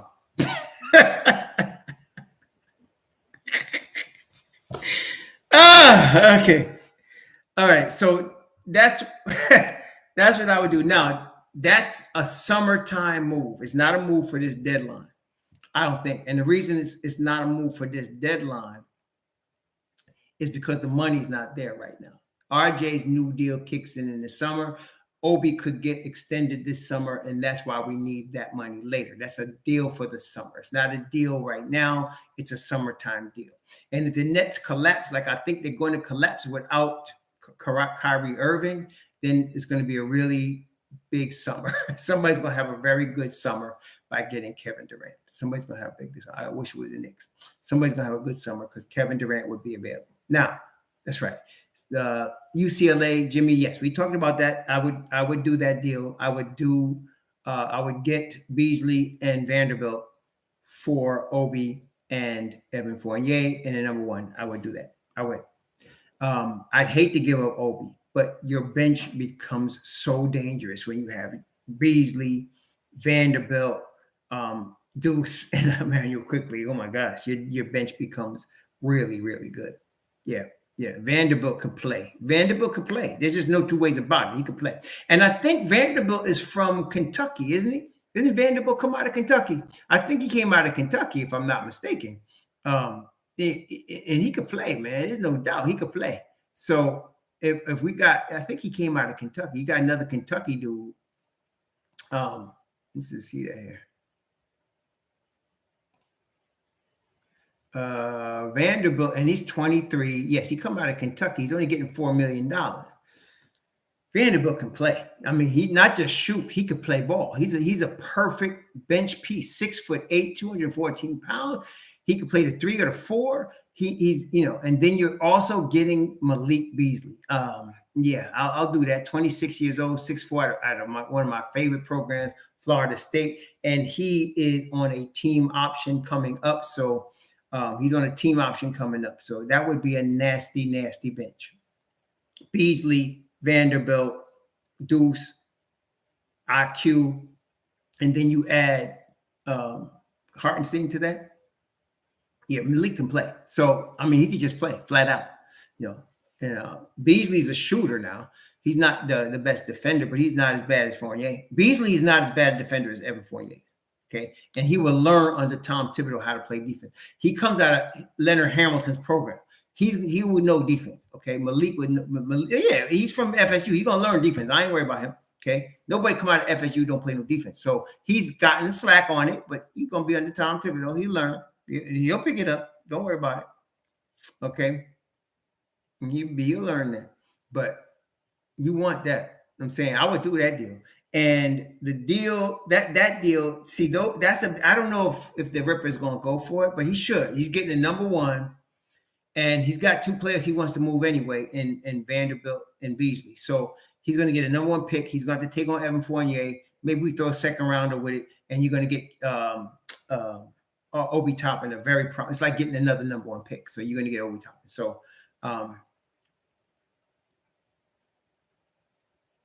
2189 Raw, KD available, then everyone is available. Your mama, your grandma, exactly everyone on the table. Sing the song, change gonna come. That's right. That's right. You break out Sam Cooke for that one, baby. You break out Sam Cooke for that. That's right. You break out Sam Cooke. That's right. Change gonna come. That's right. Yeah, OG and Anunoby, to me, is only worth dealing if we're keeping RJ Barrett. I'm not trading RJ Barrett for OG Anunoby, unless RJ wants to go back to Canada. But I'm keeping him because now I'm going to start OG at the 2, which is his natural position, and OG at the 3, which is his natural position. And yes, will be very, very good. I'm not sure what they would trade for OG Anunoby to make the money work, because he's making about $17 million. So how much would we need? We need about $12 million, right? I think $13 million to make that trade work. Let me see. I think OG is around 17. We need 14.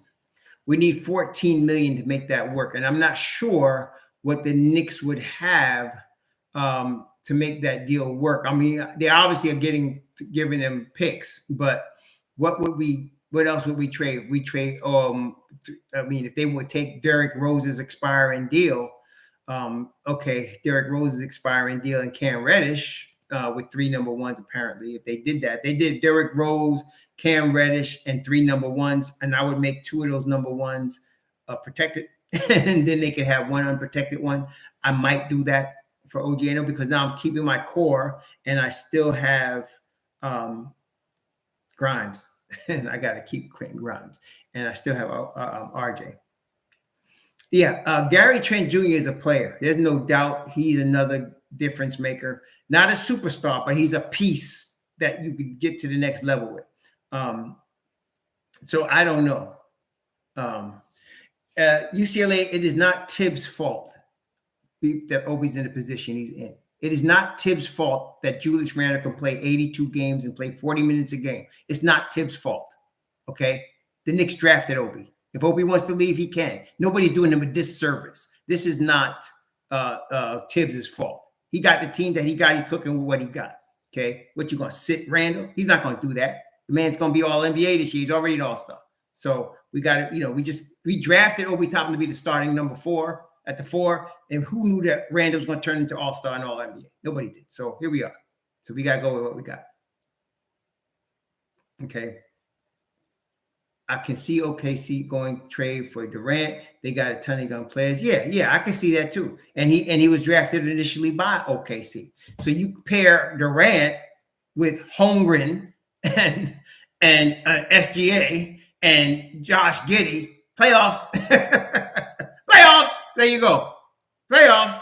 So, but I don't know where the money's coming from. They have to use SGA's money to get Kevin Durant. They need $35 million.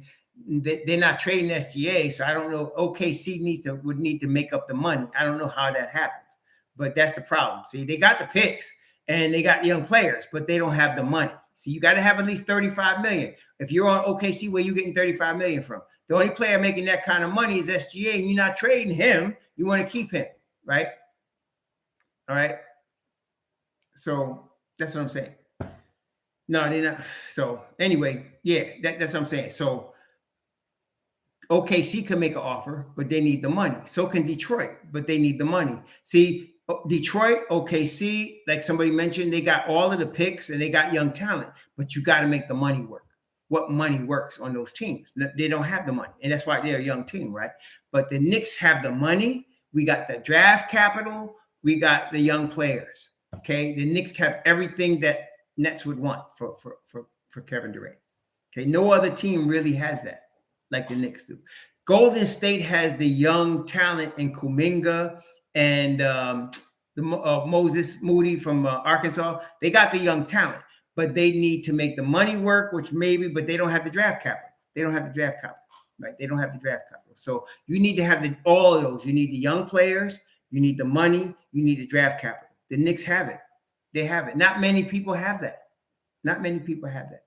Okay. Okay. Not many people have that. Yeah. So put it this way. For us to be able to be in this conversation is a testament to the Don. I know y'all hate on your own front office, but it's a testament to the Don and his crew. Because right now, the Knicks are in the playoff hunt for the 6th seed. They got a lot of young players. They got good young players, and they got draft capital. And so they're in a position to talk about a Kevin Durant. That is amazing. Not everybody could do that. Okay? You don't need Leon to be more aggressive. You need Leon to do just what he did. Did you hear what I just said? We got draft capital, we got young talent, and we got money. You can't do much better than that. The Don has done a tremendous job. Okay? Yeah, the Don is doing a tremendous job. So they're not going to take Randle. You're not trading Randle. Nobody's taking. See, either a team doesn't want him, or he's not going to get the return you need to get for him. He's all-star Julius Randle. Remember that. He's all-star Julius Randle. Okay, so you remember that. You're not going to get fair value for him. Like Dallas is not going to trade Luka Doncic and say, okay, give me Julius Randle. They don't care about Julius Randle. When you're losing Luka, you're starting over. The type of players we would want are players that if a team is trading them, like Dallas trading Luka or the Nets trading KD, they're going to rebuild. So therefore, they don't rebuild with Julius Randle.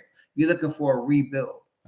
Okay. So with Julius Randle, what are you going to get back? You're not going to get a superstar back for him. No team is trading a superstar unless they're willing to rebuild.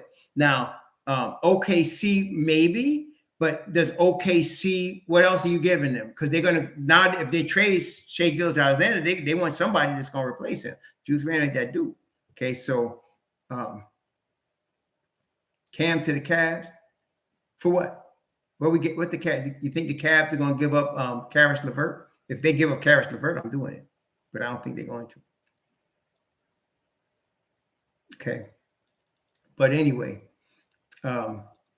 yeah, I would do the trade for KD if they took my trade. I'd do it. I'd do Obi, RJ, 4 number ones, KD. Get this done. Okay. Get this done. Yeah.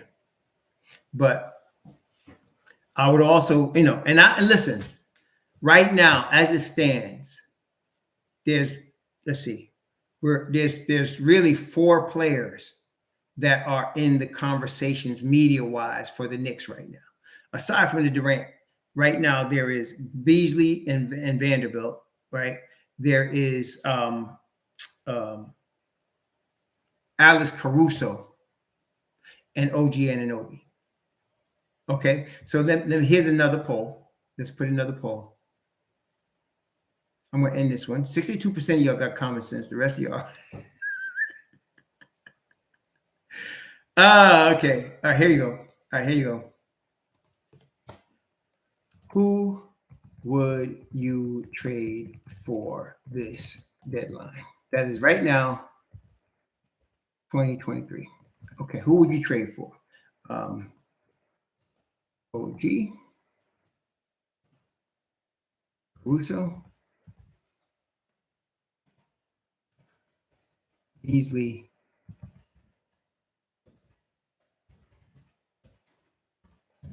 Okay, and let me give you OG for what we're going to need to send for OG. You're going to need to send Obi,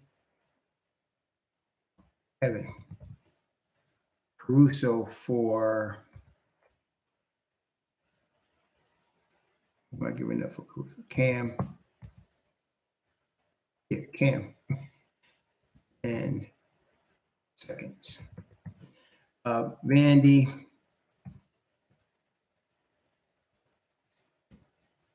For Evan, Obi. Number 1. Okay. For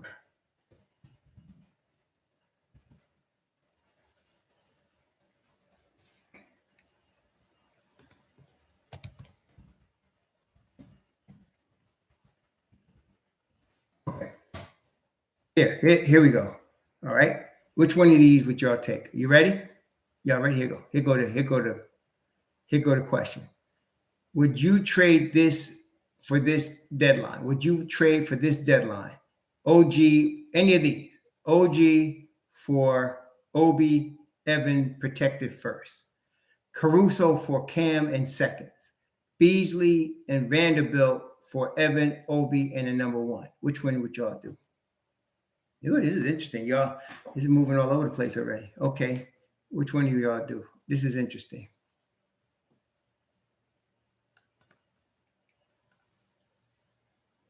Right, here's the poll. So far there's 24 votes, and most people are looking at the Vanderbilt Beasley combination as the best scenario for the Knicks. I can't argue that. That's a good that'll be a good trade. That'd be a good trade. Oh yeah, all right. So I should have added that. Lord Sincere says he'd pass on all 3. Okay, you pass on 3. I totally understand that. I wouldn't. I can't argue anybody's pick here, because all of these scenarios are good. So somebody said none. A couple people say none. I should have put none of the above. Can I adjust this?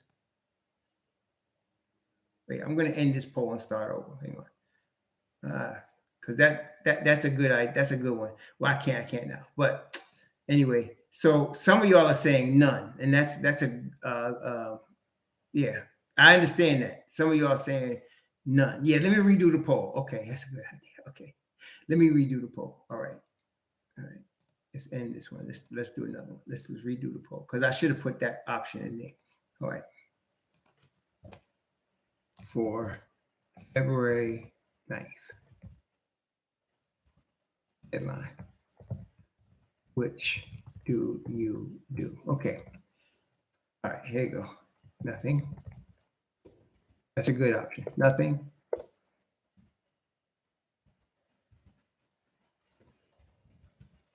And Pat, Pat. Beasley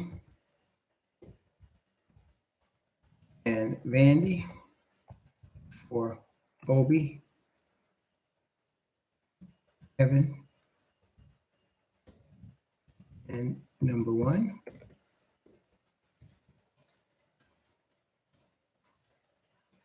OG for Cam, Evan, the number 1s. And then the other one is Caruso for Cam, number 2.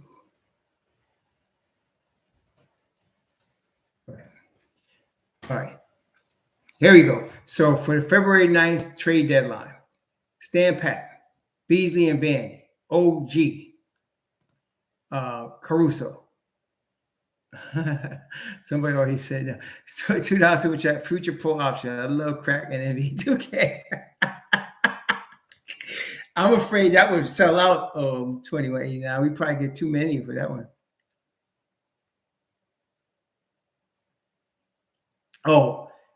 I have to disagree with you there, Nick Yak. If Kevin Durant became available, there's a conversation coming. Don't worry about that. No matter how good the Knicks do, there's a conversation coming if Kevin Durant is available. There's a conversation. Yes. There's a conversation. All right. So at this point, we have 28 votes. Almost 40% of the people are saying we stand pat. We're not doing nothing. I can't decide. I can't argue with you. I can stand pat, especially if Kevin Durant is coming this summer. We can talk about the availability of Kevin Durant this summer. Yeah, we can wait. I'll wait. I have no problem. So a third of the people say stand pat right now. A third of people. Oh, wait. Beasley and Vandy seems to be overtaken. Oh, it's a battle between doing nothing and Malik and Vanderbilt. Oh, okay. It's a battle between. Right now, it's going back and forth between standing pat and Malik and Vanderbilt. Those are the two that everybody seems to be excited about. Actually, of these numbers right now, I take Caruso. It's a nominal move, but it helps our bench a lot. I think people sleeping on Caruso for the bench. He help our bench a lot. But okay, I hear you. And I'm with y'all on the OG. Yeah, I'm not doing that. But yeah, I'm not doing the OG. But the stand pat, there's 48 votes right now. And Beasley and Vandy are tied with stand pat. So it looks like what most of y'all are saying is either do nothing or get Vanderbilt and Beasley for Obi and Evan. And I hear that. And you know why I appreciate that. You know why I hear that for y'all? Because Obi gets to play. I mean, he gets to play significant minutes in Utah. I mean, he'll get to either start or play significant minutes in Utah if you have Obi Toppin in Utah. Okay, so I totally get that. That makes what you're saying makes a lot of sense. Yeah, but you know, Lord Sincere, that's what the word was that the Knicks were offering. Bagley said they were comfortable with 3 number ones for OG. They were comfortable with 3 number ones. Yeah. Cam is going. I hope Cam blows up some other team that he goes and becomes the all-star like the talent says he can be. I hope he does. It's just not going to happen in New York. Yeah, it's just not going to happen. I'm not going to hold out hope when I know it's not going to happen in New York. So I'll tell you what, though. If Cam Reddish is not traded by February 9th, he's in the rotation on February 10th. I'm going to tell you that right now. You heard that? If Cam Reddish is not traded by February 9th, he's in the rotation on February 10th. I'm going to put it to you this way. Cam Reddish is going to be in whatever team he's wearing on February 10th, he's going to be in the rotation. I will say that. Okay. If he's in the Knicks, he's going to be in the rotation. If whatever team he's going on, Cam's going to be in the rotation on February 10th. Okay. That's all I'm saying. Whatever. I think he's going to get traded, but whatever team he's on February 10th, he's in the rotation. Okay, so be happy for Cam. He's going to be good either way. Raptors JM may want to bring RJ to Canada. Just make a straight up exchange for OG. No one talking about possibility RJ maybe home. Yeah, no, you're right. Who was that? Thanks for the $5. Who was that? I got to look at it. Who was that? That was Sandy Valario. You're right. So RJ may want to go back to Canada. He is called the Maple Mamba for a reason. He may want to go back to Canada, and OG and RJ will be a straight up trade. Absolutely correct. I'm not going to deny that. That's possible. That's totally possible.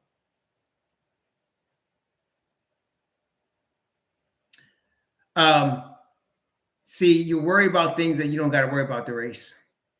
Randle is hardly ever hurt, number one. Number two, just because he's maxed out, okay, fine.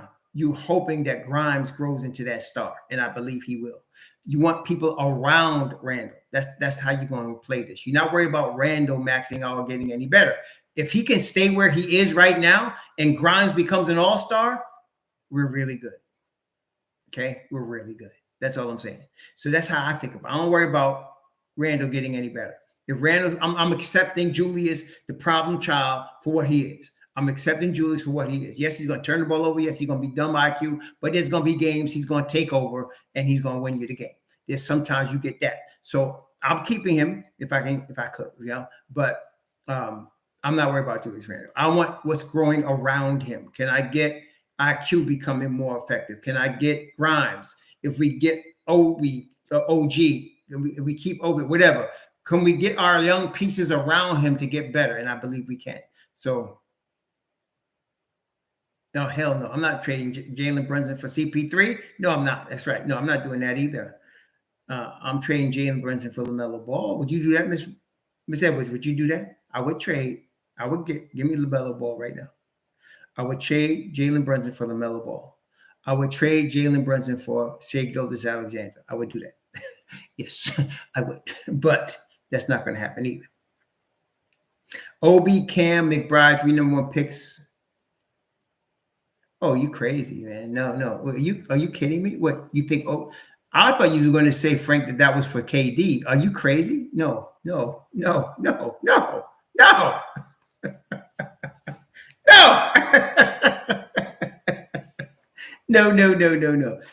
Okay, let me explain this. OG is 25. Okay, he's 25 years old.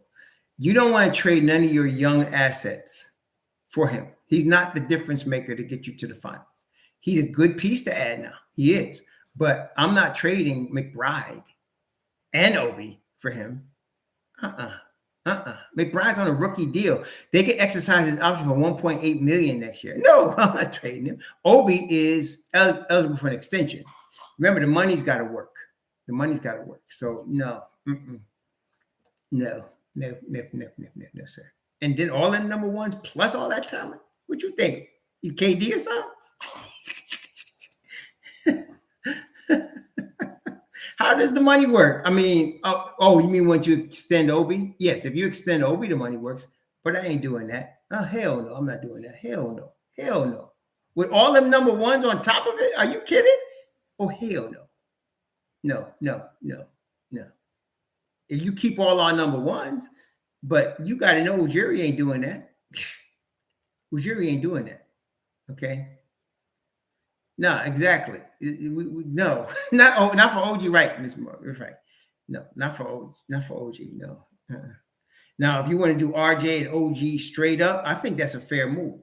OG and RJ straight up is a fair move. I would do that. That's a fair move. I got to give it to y'all.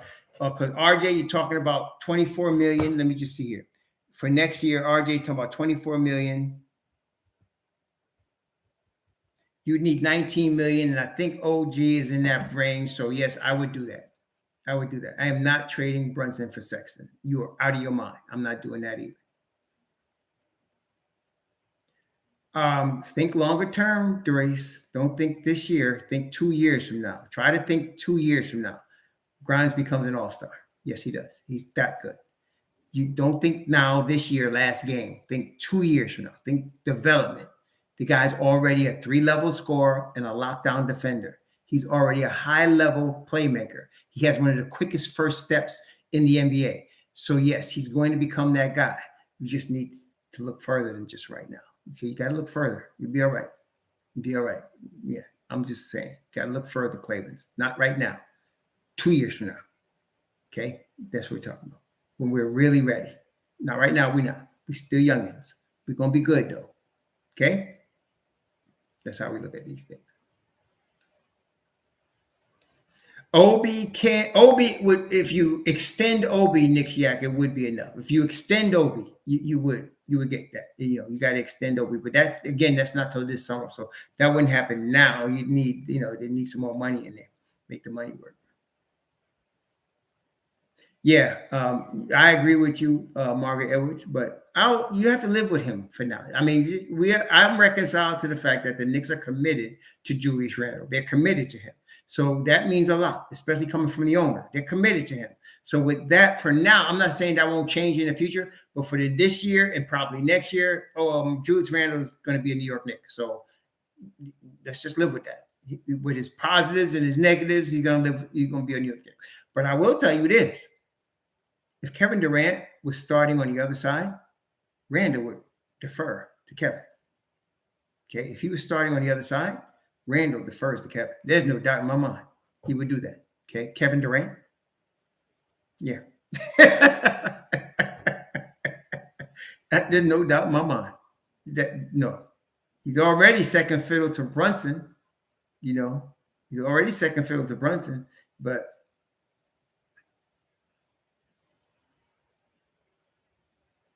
They're not going to do OG for 2 seconds, Miss Edwards. They're going to get a first for him, a couple first. But he's not that dude to get you. And the Knicks are one of the few teams that can afford to give you a couple first and get that type of guy. So it's, it's marginal. I understand. Most people here are, and they got 77 votes. Beasley and Vanderbilt for Obi, Evan, and number one. Everybody seems to be on board with that. Not everybody, but the majority. 31% are on board with that, followed by 26% say Stan Pat, 23% say Caruso, and 19% say OG. So OG's probably, from what y'all are saying, OG's the last of those four options you would consider. Right? He's the last one you would consider. Caruso is there, and I like the Caruso move. It's a low-key move that helps. You got to like some of these low-key moves that help you in the playoffs. They wouldn't become championship, but low-key, Caruso would help Mobb Deep a lot. Caruso would help Mobb Deep a lot. So that would be good. But I do like the Vanderbilt Beasley combination. I cannot lie. Those two guys could play. Okay. You talking about some NBA players. Those guys could play. Not superstars, but they take Mobb Deep to a new level right there. Flavor Flav, what's up? $5. We need OG ASAP. Last night proved it. Move Obi, Rose, 3 protected number ones for OG now, and package RJ and New York first for the star trade. RJ, yeah, but you're right. I mean, Flavor Flav, you're not totally insane on that. I gotta give it to you. You're not. But do you think Masai Ujiri would take? Well, maybe he would. You know what? I got to tell you, you got something there. You know why? Because Rose is in expiring money. So you might be able to do that.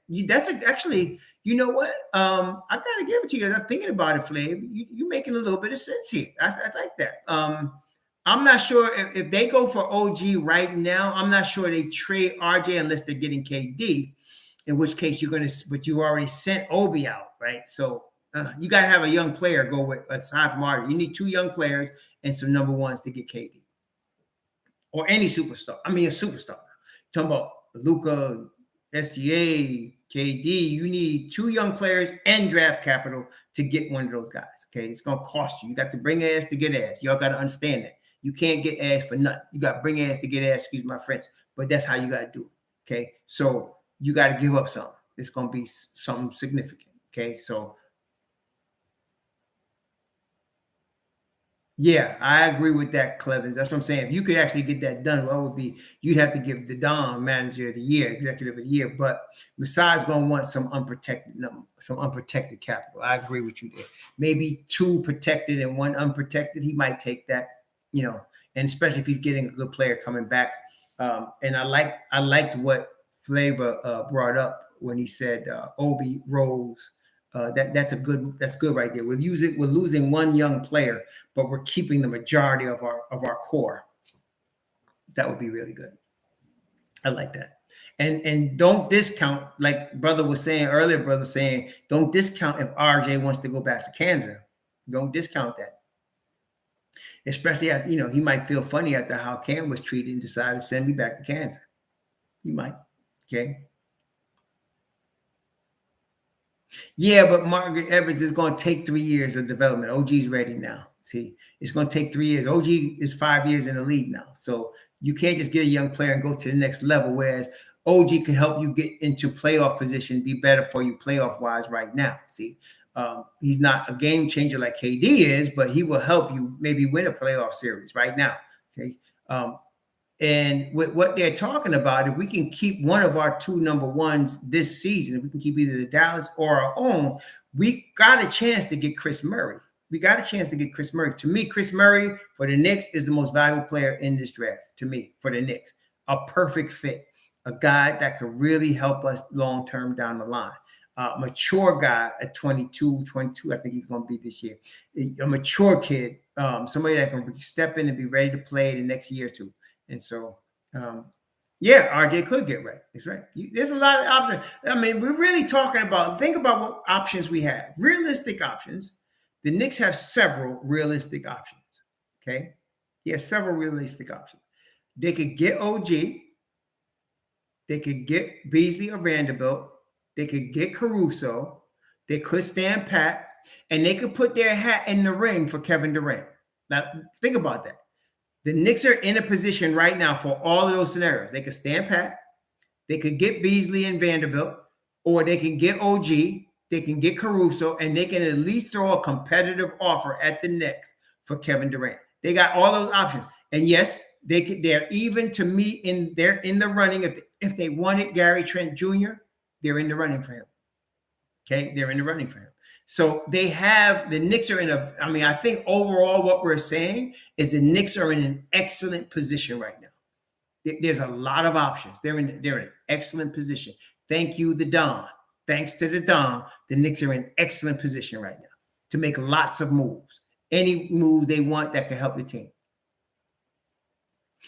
Tippins, who gave that report? If it's NBA Central, I can't even wipe my behind with that toilet paper. Okay, if it's NBA Central, I can't even wipe my behind with that toilet paper. Okay, I'm just telling you. Don't believe every rumor. Please. Ain't no agreement. Agreement is we want to win. That's the agreement. We want to win. Shoot. And what you got to give me to help me do that. Okay, no, they can't sign Melo. No. If you said LaMelo, oh yeah. But Melo is done, baby. Come on, Melo done. Yeah, it looks like the majority of y'all want the Beasley Vanderbilt deal. That's why NYT, New York Times, it looks like Knicks, New York. It looks like the majority of people want the Vanderbilt deal. That's what it looks like. Yeah, we're going to, no matter what happens, y'all need to understand, we're going to still have a tremendous core. If they traded Obi and RJ, you still have a core young people of Mitchell Robinson, Deuce, IQ, Grimes, Jericho Sims, Isaiah Hartenstein. You still have a beautiful core. Okay, you still have that. Even with the trade for Kevin Durant and with the trade to OG, with the trade to Beasley. Beasley's 26, Vanderbilt's 23. They become part of your young core. You still have a core. Okay, you're not losing anything on any of these trades. Okay. I would take, OG is a bit injury prone for me too. I agree with you, KNYT. I agree with you. I agree about OG on that point. Definitely agree with you. That's why I didn't like the move in the beginning. I still don't like it. But if you're talking Kevin Durant, I'll take 60 games of Kevin Durant. In fact, I'll give him 22 games off. Let's take 60 games of Kevin Durant plus the playoffs. I'm good. Yeah, I hear you. I hear you, Miss Edwards. I agree with that. But Kevin Durant, if you're telling me I can get 60 games of Kevin Durant, I'm taking it. Plus playoffs. I'll give him 22 games off. I'll Kawhi Leonard that brother. I'll give him all kind of management, what you call that? What they call that? Health management or whatever, minute management. I'll give him all that. Please. For Kevin Durant, heck yeah. Yeah, Farron Hunt. Yeah. Hey. Yeah, but if I can get KD for 60 games, I'm gonna do that. I'm gonna do that in a heartbeat, a New York to Brooklyn minute. I'm doing it.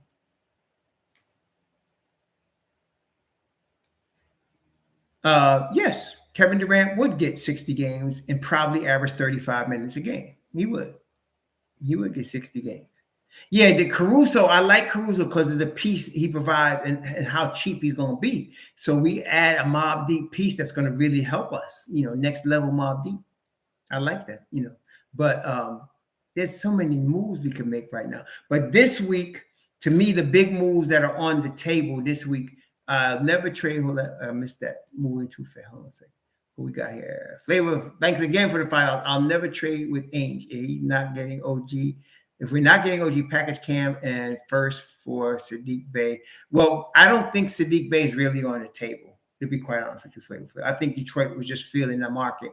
I can't understand why they would trade Sadiq Bey. That would make no sense to me. It really wouldn't. Sadiq is a really good player. He's a solid player. He's not a superstar. He's a guy that does everything pretty good, but nothing great. But he's getting better. He's only 23, so he's getting better also. So I don't know why Detroit would trade him. You have a piece with him, Kay Cunningham, Jaden Ivey, Beef Stew. You got some nice pieces right there. I wouldn't trade him. I wouldn't trade him if I'm Detroit. I wouldn't give him up. Okay. it. If he goes to the, is that definite Pudge Nice? Did you are you just saying that's your opinion? Because is that done? Because I didn't hear that.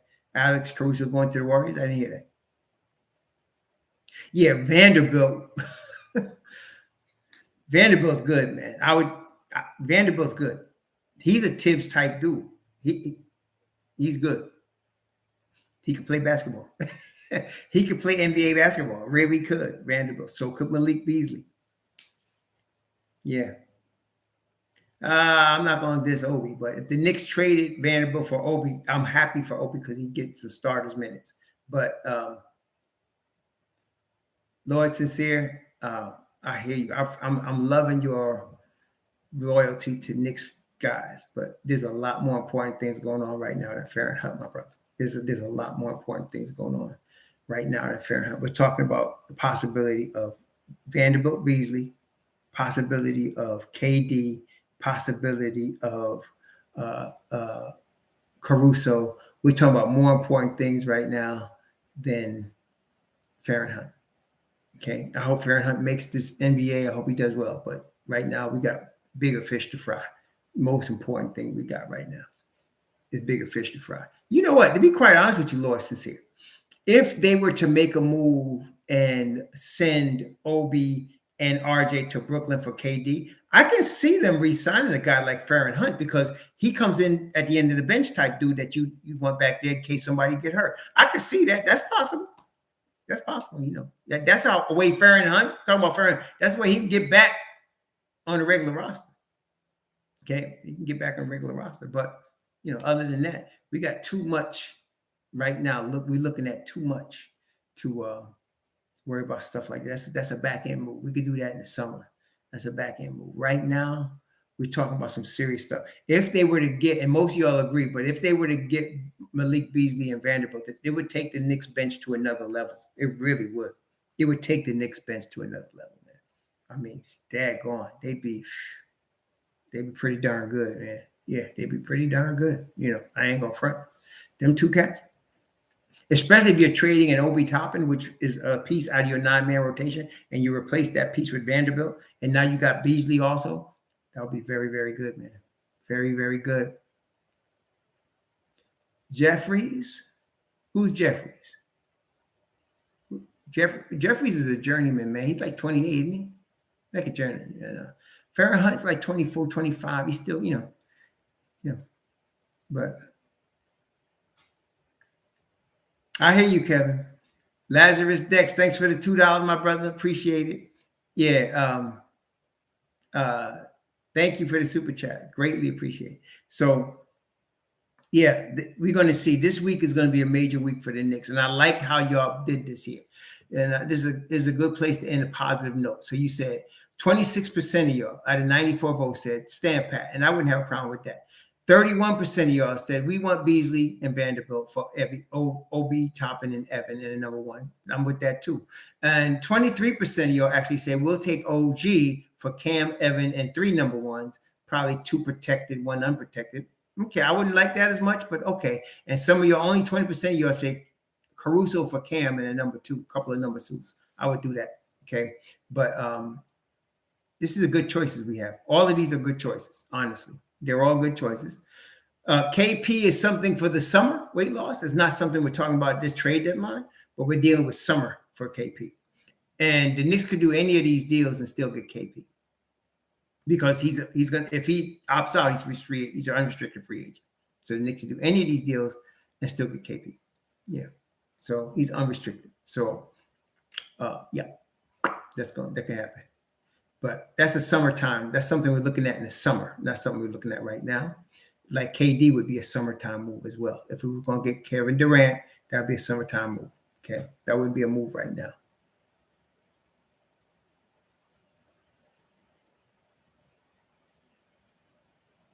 Yeah, Irving Green, I completely disagree, but that's your opinion. I totally disagree with you, but that's your opinion. Got you. Yeah, Anthony Edwards is a beast. I don't think Minnesota giving him up. And it's 2 years before we find out what he wants to do. If he wants out in Minnesota, we'll see. But Anthony Edwards is a beast. There's no doubt about it. There's no doubt about it. There's no doubt.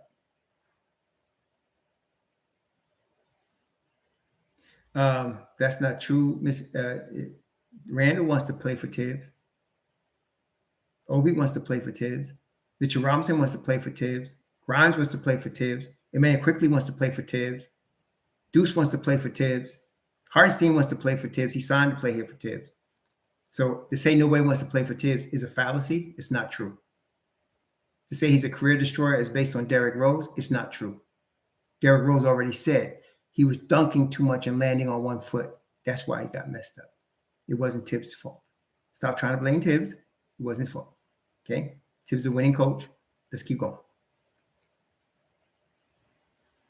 Brunson, Grimes, Edwards, yeah, it would be tough, but let me tell you something else, KNYT.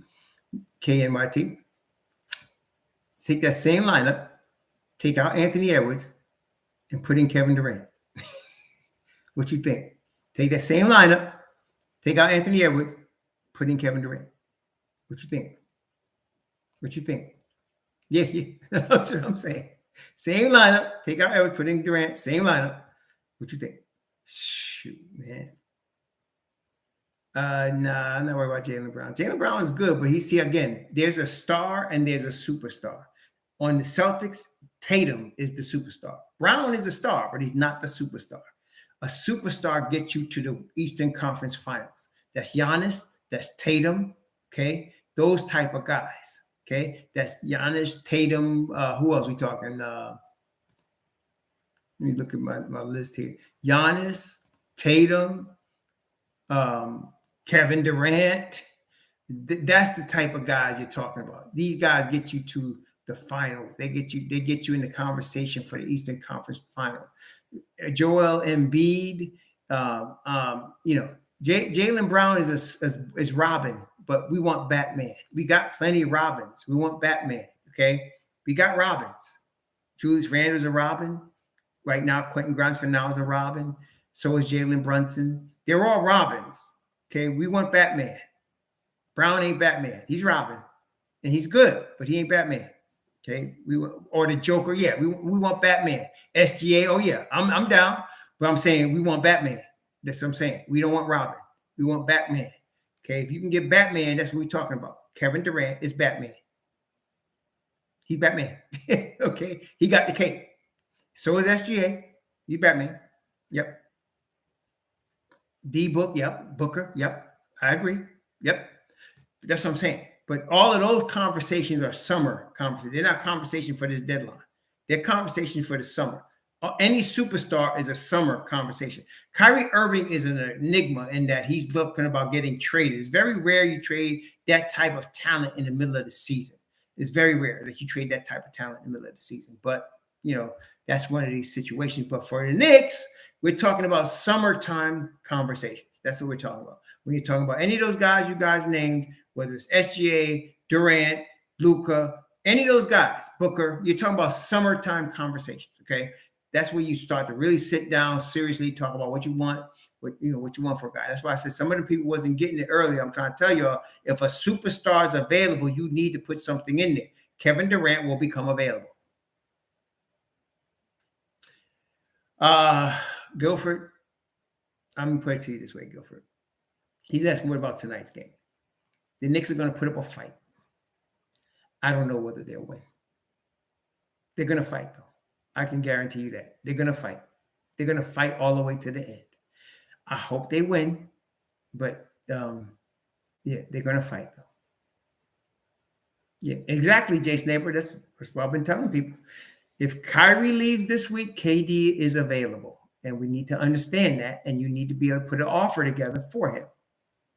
Yeah, we could have won last night. It was a tight game. It was overtime, man. That's what happens. Okay. One little mistake. It was, to me, the biggest mistake was Hartenstein. That was the biggest mistake. If you go back and look at it, I think it was 3.6 seconds left on the clock in regulation. Knicks up 3. All you have to do is guard the 3-point line. Now, everybody was doing that except Hartenstein. Hartenstein was halfway between the paint and the 3-point line. He should have been all the way out in the 3-point line. You will give them a 2-point shot. You just don't want them scoring a 3. Okay, and it was a little mistake. I'm not blaming Hartenstein for the loss, but that loss was there, right there. Okay. Or you could have fouled. Exactly, Nick Yak. Exactly. Hartenstein should have been, just don't foul him on a 3-point attempt. But yes, you could foul. But you want to overplay the 3-point line. You want them to go behind you on the 3-point line and get to the basket. Batum, whoever. But he was too far off Batum. That was the problem. Okay. I am not firing Tibbs. Let me say it again for the 100 millionth time. Tibbs is going to fulfill his 5-year deal. Tibbs is going to fulfill his 5-year deal. Tibbs is going to fulfill his 5-year deal. Tibbs is not getting fired. Get over it. Grow up and stop stupid hit stuff. Okay? All right? Damn. The Beasley Vanderbilt trade won. It was 104 votes. Beasley Vanderbilt, and it's close, 29% for Beasley Vanderbilt, 26% do nothing, 23% for OG, and 22% for Caruso. So there's only like a 7 percentage point difference between Caruso and Beasley. Everything is in the middle. Yeah, stop the fire Tibbs stupidness, man. You got a winning coach who's going to bring you to the playoff for the second time in 3 seasons on a rebuilding team. What the hell's wrong with y'all? Dad. Yeah, so it's very close, very close. So you think so? For what the Lakers are going to give up?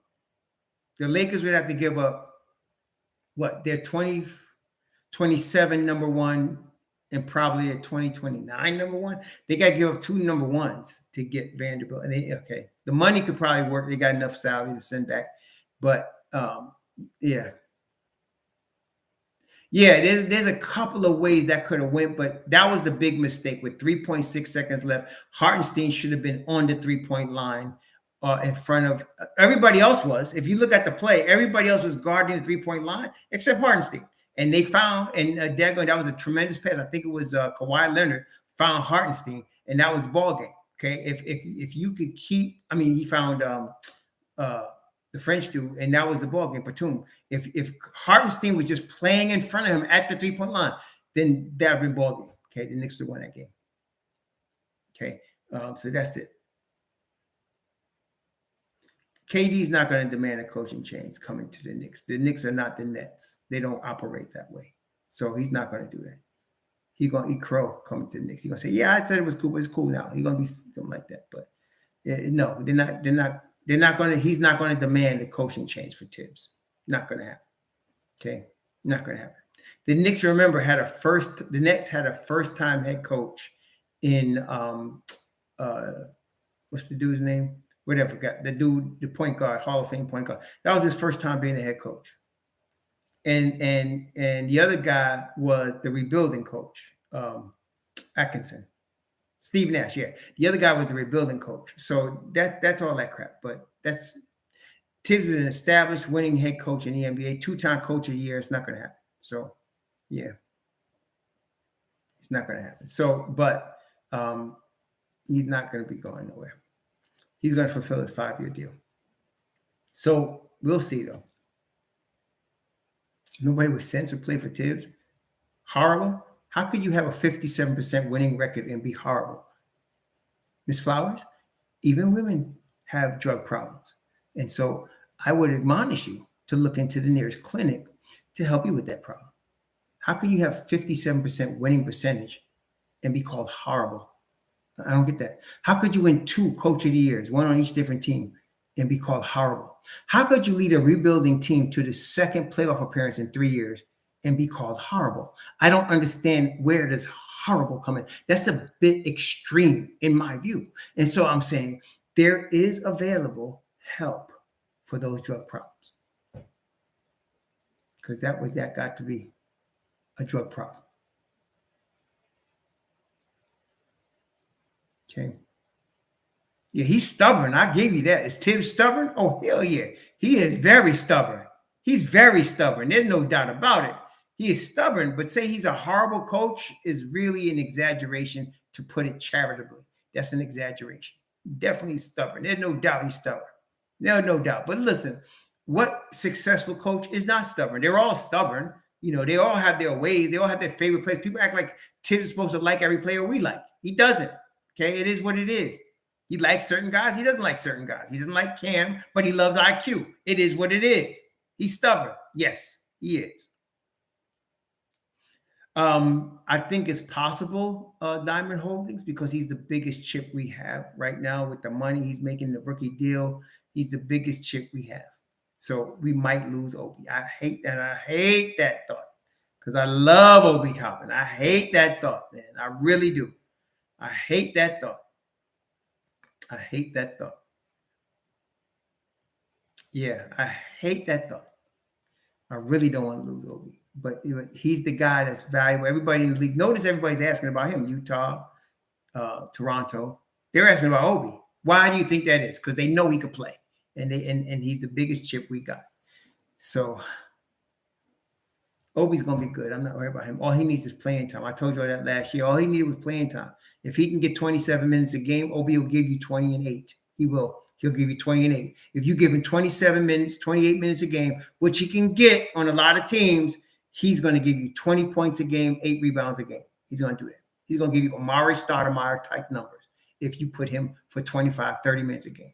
You're going to get that from him. Okay, he's too good, but you can't get that on the Knicks because you got Randle. And if you're not trading Randle, okay, yeah. I mean, I wish I could. I mean, you're right, Miss Edwards, but they're not going to do that, especially if they can go get a guy that can stick in and play right now and help them right away. KD, come on, you got to consider that with KD, right? KD played the 3 spot. Stephen Willie. He played the 3 most of his career with the Knicks, not the 2. He played the 3. The 2 spot was Allen Houston. The 3 spot was Latrell Sprewell. So get that right. Let's get that correct. Latrell was the small forward. I hear you though. Most people would think of Latrell as a 2 guard. He played 2 guard a little bit, but Allen Houston on the Knicks was the 2 guard. Latrell Sprewell was the small forward. Yeah, well, Leon Rose, Jay Sniper does love Julius Randle. And you know who else loves Julius Randle? The owner. The owner likes him. So he's not going anywhere. James Dolan likes him. James Dolan got a genuine Julius Randle autographed basketball that he went down to the floor of the court and got. So, yeah.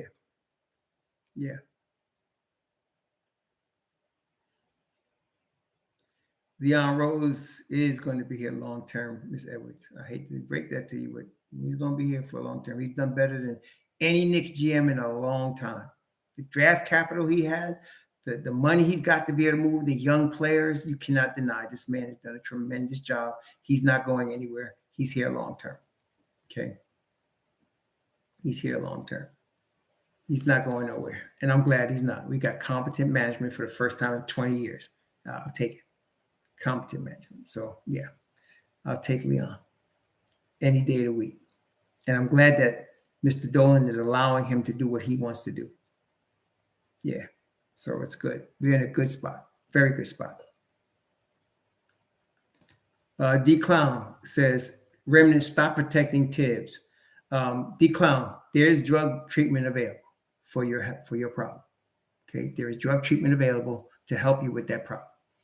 I don't need to protect the coach, or if I do, it's not me, it's whoever's trying to attack him. 57% winning coach, 2-time coach of the year, about to take a rebuilding team to their second playoff in 3 years, and you're telling me I'm protecting him. If I got to protect him from you, the problem is you, not him. Fritz Mandy Jr., thanks for the $10. Support you for being a true Knicks fan. The delusion of many of our fan base not seeing our building process making me question their most knowledgeable fan base. That's exactly right. I agree. Thank you very much, Fritz, for the $10 and equally amount for the comment. That's exactly right. Everybody's looking at the Knicks like they have a championship window open and they're blowing it. The championship window is not open. They don't have a superstar right now. Okay? They don't.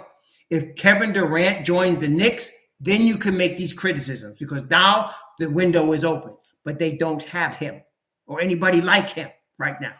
Okay, so the superstar window is not there. Therefore, the championship window is not open right now. And everybody trying to criticize Tibbs, go back and look at the record. They're winning. since he's been a New York Knicks coach. How many winning coaches have we actually had on the New York sidelines? Not many. Ugh. And then people keep criticizing offensively. He doesn't have any creativity. There's not enough creativity on the offense. Oh, but they're scoring 120 points.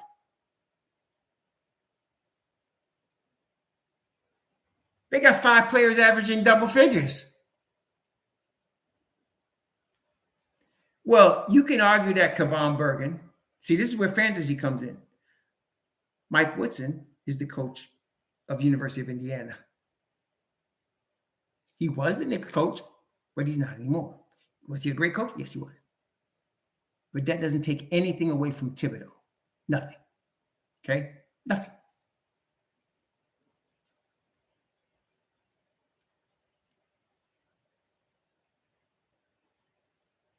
So, yeah. So anyway, if you get a superstar, your championship window is open. The Knicks do not have a superstar right now. So the championship window is about 2 years away. Okay. The guy that probably will lead them in 2 years might not even be on the team right now. So yeah, Brunson's the leader, but he's not a superstar right now. He's really a star, but he's not a superstar. So you don't have that guy yet. Okay. And there's only about 10 of those guys. Like I said, I named them. You got, like I said, you go down the standing and you find them. Jason Tatum, Giannis Antetokounmpo, Joel Embiid, Kevin Durant. Let's see, who else? Joker, John Morant. Okay, Kawhi Leonard, Paul George, Devin Booker, Luka Doncic, Stephen Curry. There's not that many dudes like that. You just don't have them. Zion Williamson, Dame Dollar, SGA. You just don't have a lot of guys like that. If any of those guys was to come available that I just named, okay, we could talk about criticizing them for losing and all this crap. The Knicks are in year 3 of rebuild. They have no superstar. Okay, they're working with what they got, and they should. They're doing the best that they can. I was very proud of them last night. Very proud of them. Yes, the game could have went either way. Very proud of them. Okay, I'm very proud of how they played yesterday. Okay. Well, you wouldn't, Craig, and that's your opinion. But my point is still the same. Don't miss the point.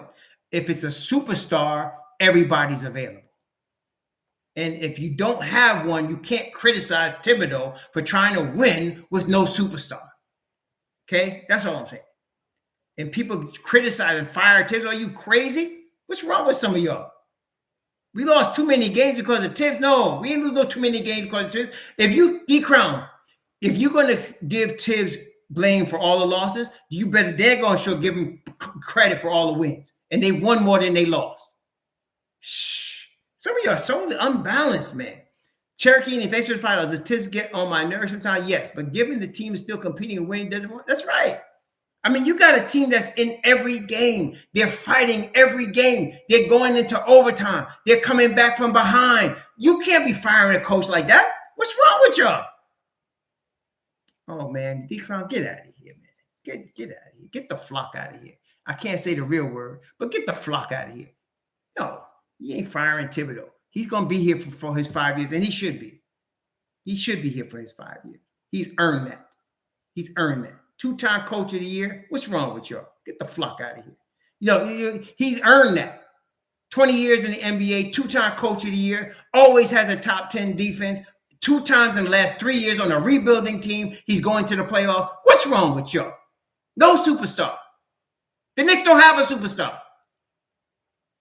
You give him Kevin Durant and you watch what happens. You give him Kevin Durant and you watch what happens. Shoot. What's wrong with some of y'all? I don't get it, man. I don't get it.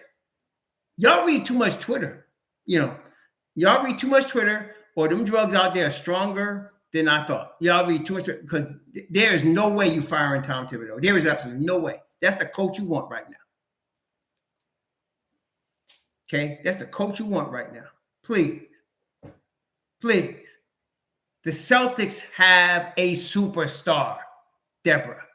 The Knicks don't have a Jason Tatum. We don't. They got Batman and Robin. We only got a bunch of Robins at best. Julius Randle, Jalen Brunson, they're Robin. Okay, and you got up and coming Grimes, up and coming IQ. They baby Robins. Nobody's Batman. We need a Batman. You need a Batman. Period. Boston, I don't care. That's a good behind coach there. I like that little dude they got over there. He's actually even better than Moki was, whatever his name was. He's actually better than him. But without Jason Tatum, they're not number one in the East without Jason Tatum. That's right. KD is Superman. That's absolutely right. You go get Superman, you give him the Tibbs and see what happens. You get KD, you get the Joker, you give him SGA.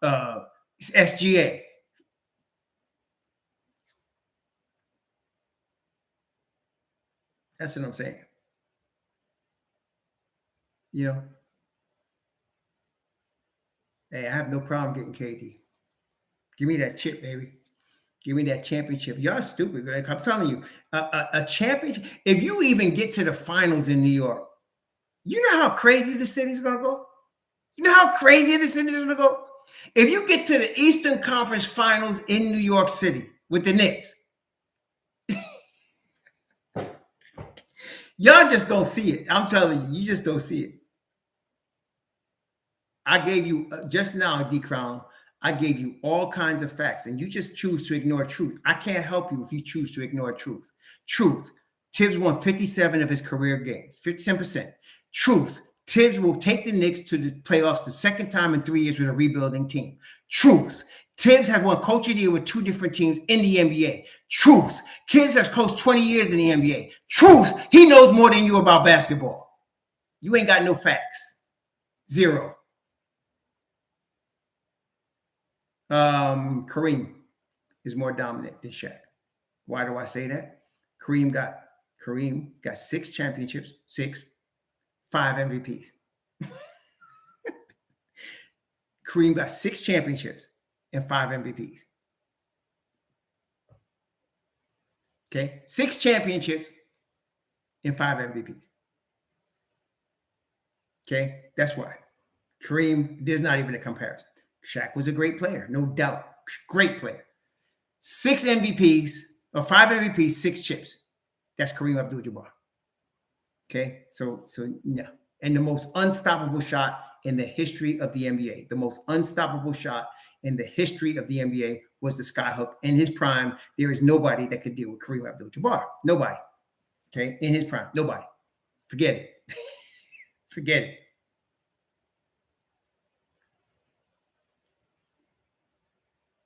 Diamond Holdings, that's an opinion. That's not truth. That's an opinion. Okay, that's not truth. If we give him a superstar, see, I would understand the criticism of Thibodeau if he had a superstar. If you gave him KD and he doesn't get it done, then I will start to consider some of this foolishness you're saying. But he has not had a superstar, and what he has accomplished with no superstar is tremendous. It's not just good, it's great. What he has accomplished with no superstar. Tell me how many NBA teams win championships with no superstar. Tell me. Come on. Tell me how many NBA teams win championships with no superstar. Can you please? Superstar for 1 year? Rose was for 1 year. And they went to the Eastern Conference Finals. 1 year. Diamond Holdings. 1 year. Okay? So how many teams in the NBA win a championship with no superstar? Okay? How many? Just tell me one. I only think it's one. Detroit Pistons 2004. That's the only team I could think of. That's the only one. Can you give me another one? I don't know a team that wins an NBA title in the last 40 years with no superstar. Yeah, the 04 Pistons. That's it. That's all you got. And you know why? That's the exception that proves the rule. She wasn't a superstar, but they had up and coming Mr. Big Shot. They had the defensive player of the year in Wallace. They had my man from UConn there, Richard Hamilton. They had a lot, Billups, that's right. They had Hamilton. They had a real team, but that's the only team that you can name in 40 years that can win a championship without a superstar. Okay? No, I'm not cutting it out, Warren Franklin. I'm giving you the truth. You don't have no facts to back up what I'm saying. No team wins a championship without a superstar. No team. 0. Okay? You got the Detroit Pistons and nothing else. Okay, that's right. She was bad. He was a bad boy. She was a bad boy now. I ain't gonna front. Yeah, they had a team. That's all I'm saying. But my point is, don't miss the point. How many of those type of teams win championships? How many? Okay, that's what I'm saying. Nobody. The Lakers had Kobe. Everybody had a superstar. Olajuwon was a superstar. Okay, Tim Duncan is in Hall of Fame, superstar. Okay, I mean Derek Nowitzki, superstar. No, not the 79 Sonics. 79 Sonics had two superstars. If you know the 79 Sonics, you would know what I'm talking about. I don't need to say. If you actually go back and think, they had two superstars on that team. They had the best point guard in the NBA in 79. Plus they had Dennis Johnson in his prime. Those are superstars. Okay. Johnson won at least 6 rings. Okay. So don't give me that. No, I know too much basketball, brother, baby. No. I was there. I remember the 79 Sarah Supersonics. They had this man they used to call, for those of us that know, the Wizard. Do you know who the Wizard was, my man Curry? Do you know who the Wizard was? The Wizard was a superstar, baby. Come on, man. You know who the Wizard was? They had the Wizard, baby. They had the Wizard. Okay. They had two superstars. They had the Wizard and they had prime Dennis Johnson before he went to the Celtics. Prime Dennis Johnson. Okay. So give Tibbs a superstar, then we could talk. Otherwise, you ain't got nothing to say to me. None of y'all got nothing to say to me. Without a superstar. He won 57% of his games, 2-time coach of the year, 2 playoff appearances in 3 years with the Knicks, a rebuilding team, and y'all complaining? Stop it. Give me a superstar, then we can complain. Okay? Give me right. Thank you, Webb. You know, the Wizard was the man. What you're talking about? The Wizard was the best point guard in the NBA in 79. Superstar. That his name, just in case you didn't know what he was talking about, his name was Gus Williams, baby. Old school player, you don't know what the hell you're talking about. Gus Williams was the man. What y'all talking about? Please. Y'all don't know. Gus Williams was the man. Okay? That was the Wizard, baby. Him and Dennis Johnson was the man. That's right. DJ and Gus, baby. I don't want to hear it. DJ and Gus. Ray wasn't like his brother. That's like comparing Bernard King to Albert King. Y'all know. Who was better, Bernard King or Albert King? Now, in high school, Albert King was better. But as pros, come on, baby. You can't even discuss that. You don't even try to talk about that. Okay? You can't even discuss that. Okay? You can't. So, yeah, you cannot win a ring without a superstar. You can't. Tibbs has only had D Rose in 1 MVP season. That's it. And they went to the Eastern Conference Finals with that team. Okay? Just one guy, and they went to the Eastern Conference Finals. Okay? The Knicks ain't trading KD here. Listen, first of all, Louis Luck, thanks for the $5. If you are the Nets and you're going to trade Kevin Durant, you're committing to a rebuild. You don't care what team takes him, as long as you get what you want for your rebuild. You're committing to a rebuild. Does that make sense, Louis Luck? So it doesn't matter what team it is. The Knicks, the Wizards, they don't care what team it is. You want to get the biggest haul you can get for Kevin Durant because you're rebuilding. Okay? You don't care what team it is. You're not competing for a chip now. You're giving up on that to rebuild because you're trading Kevin Durant. So you're not going to get a superstar back for him. So now you want to decide, what can I get for Kevin Durant? And what I'm saying is my best deal is RJ Barrett, Obi Toppin, and 4 number ones. Whether that wins it or not, I don't know, but that's what I'm offering. Okay? Whether that wins it or not, I don't know, but that's what I'm offering. I'm offering RJ Barrett, Obi Toppin, 4 number ones for Kevin Durant. 3 unprotected, 1 protected. That's what I'm offering. If you take it or leave it, fine. But I'm saying to you, that's my offer. And I would offer that in a second. Okay? I would offer that in a second. Crown, I can't deal with you no more, man. I done gave you all kind of facts. You got all in your head, you got anti-Tibbs already. I'm giving you facts and you just not even hearing it. So I don't even want to talk to you no more. Okay? That's right. So some teams which superstars don't win championships. That's right. Look, you had Kawhi last night and Paul George on the same team. They ain't won a chip yet. Kawhi won one on Toronto. Okay, Kawhi won one on Toronto, but with Siakam, okay, and Lowry 4 years younger. So he won one there. But you can't win no championship without a superstar. You can't. Okay, it's not going to happen. Especially not. And some of y'all talk about today's NBA. You need a superstar. We talking about Detroit Pistons. That's 19 years ago. 19 years ago was the last time a team won a championship with no superstar. And in fact, that's the only time in the last 40 years that has happened. I can't even think of a time, even in the 60s, I can't think of a time when a team won championships without a superstar. It just doesn't happen. Washington Bullets, when they were the Washington Bullets, they had a superstar named Elvin Hayes. And the Batman, Elvin Hayes, and Robin was Bobby Dandridge. See, you can't win a chip without a superstar. Okay, you need a superstar to win a chip. And a lot of them teams got two. Okay, so and when Olajuwon won the first chip, it was him, and then the second chip they went and got this dude he was a superstar, but he went down a little bit, but he was still good enough. Clyde the Glide. They got him for the second championship. You need at least one superstar. Okay, at least one. So the Knicks have not had one. The last time the Knicks had a superstar was Carmelo Anthony. Okay, and they won 54 games with him, and then they messed up and traded everybody. And then you had before that Patrick Ewing. That's it. And they never got a Robin for Patrick Ewing. Okay, never got one. They was trying to make Amari Stoudemire Robin to Melo, but his knees was shot. The Knicks were the only team that would pay him $100 million. That's why he came here. And his knees was done. He was basically good for 3/4 of his first season. That's it. Okay, so the Knicks have not been in a position with a superstar. And Thibodeau has never had one. He had D Rose for 1 year, and they did go to the Eastern Conference Finals.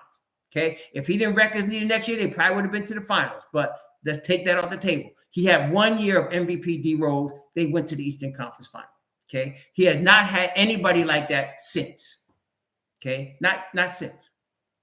Okay, so that's all I'm saying. So you can't tell me Tibbs needs to be fired. He's winning 57% of his games. He's 2-time coach of the year. He's taking the rebuilding Knicks to their second playoff appearance in 3 seasons, and he needs to be fired. What is wrong with some of y'all with no superstar? What is wrong with some of y'all? No. Jimmy Butler is a star. Karl-Anthony Towns is a star. They're not superstars. If they were, the teams would be in the finals. Jimmy Butler is a solid star. He really is. He's a solid star. But without Bam Adebayo, Miami would never have been in the finals. Without Bam Adebayo. To me, Bam Adebayo is the real superstar in the Miami Heat. It's Bam. Okay? Without Bam, they go nowhere. If you take Bam off that team, they go nowhere. They've missed Jimmy Butler from a lot of this season, and they're still in the 6th seed. So, but you need Bam Adebayo on that team. To me, the superstar on the Miami Heat is Bam. You take away Bam, they got nothing. You put Bam on Toronto, and those two teams switch places. Toronto becomes a 6th seed. Okay, that's how good Bam Adebayo is. Okay, so yeah, it ain't Jimmy Butler. He's Robin. Bam is Batman. Okay, that's what I'm saying. Okay, so yes, that's my offer. 4 picks, 3 unprotected, and 1 protected pick with RJ Barrett and Obi Toppin for Kevin Durant. I would try that this summer. I'll put my hat in the ring for that. Okay. All right. That's what I'm saying. Yes, I've been on a long time today. I just had a lot. We went over a lot. We went over the issue. We went for the game. We went over the trade. We went over Miami loss. We went over KD's being available after Kyrie is traded. We went through each of our players. We did a lot today. But yes, this summer, if KD is not traded, I'm putting my hat in the ring to try to get him. Because if I could get him and keep the core that I told y'all about, we're going to the Eastern Conference Finals. We're a threat for that next year. Okay, no doubt with KD. So yeah. So yeah, I can say I'm saying they're going to rebuild, and I would too. If I'm 2 teams, if I'm the Lakers or if I'm the Nets, I'm cleaning house and rebuilding right now. Just clean house and give it up and rebuild. That's what I would do if I was those two teams right now. I'm trading everybody. Okay, so I'm getting what I can. Whoever gives me the most for my guy, I'm taking it. I don't care if he's Knicks or Bix or whoever. If you're giving me what I want for my guy, I'm going to send them to you. Okay, that's it.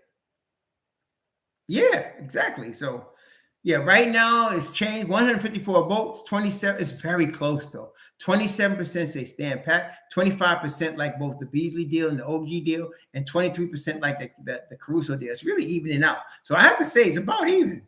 So we can go ahead and direct the Knicks. And again, give the Don his credit. The Knicks, put respect on that man's name. The Knicks got all the draft picks. They got the young players, and they got enough money to make any deal work. The Don put us in that position. Y'all should remember that. Y'all should remember that. That's why I call him the Don. Hey, listen, y'all enjoy the rest of your Sunday. Go back and review this if some of y'all coming in late and missed a lot of the conversation. But just as a review, the Knicks are playing well. I love the effort yesterday. They lost the game, but it was a nail biter. Their possibility of the Knicks getting Beasley Vanderbilt, Caruso. They can also get KD this summer. There's a possibility of them getting, aside from Caruso, Beasley and Vanderbilt and OG. All of these are possibilities because of the position that we're in.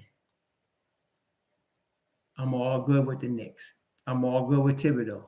He hasn't had a superstar yet. Give him a superstar, and let's see what happens. Y'all enjoy the rest of your Sunday now. Be safe out there.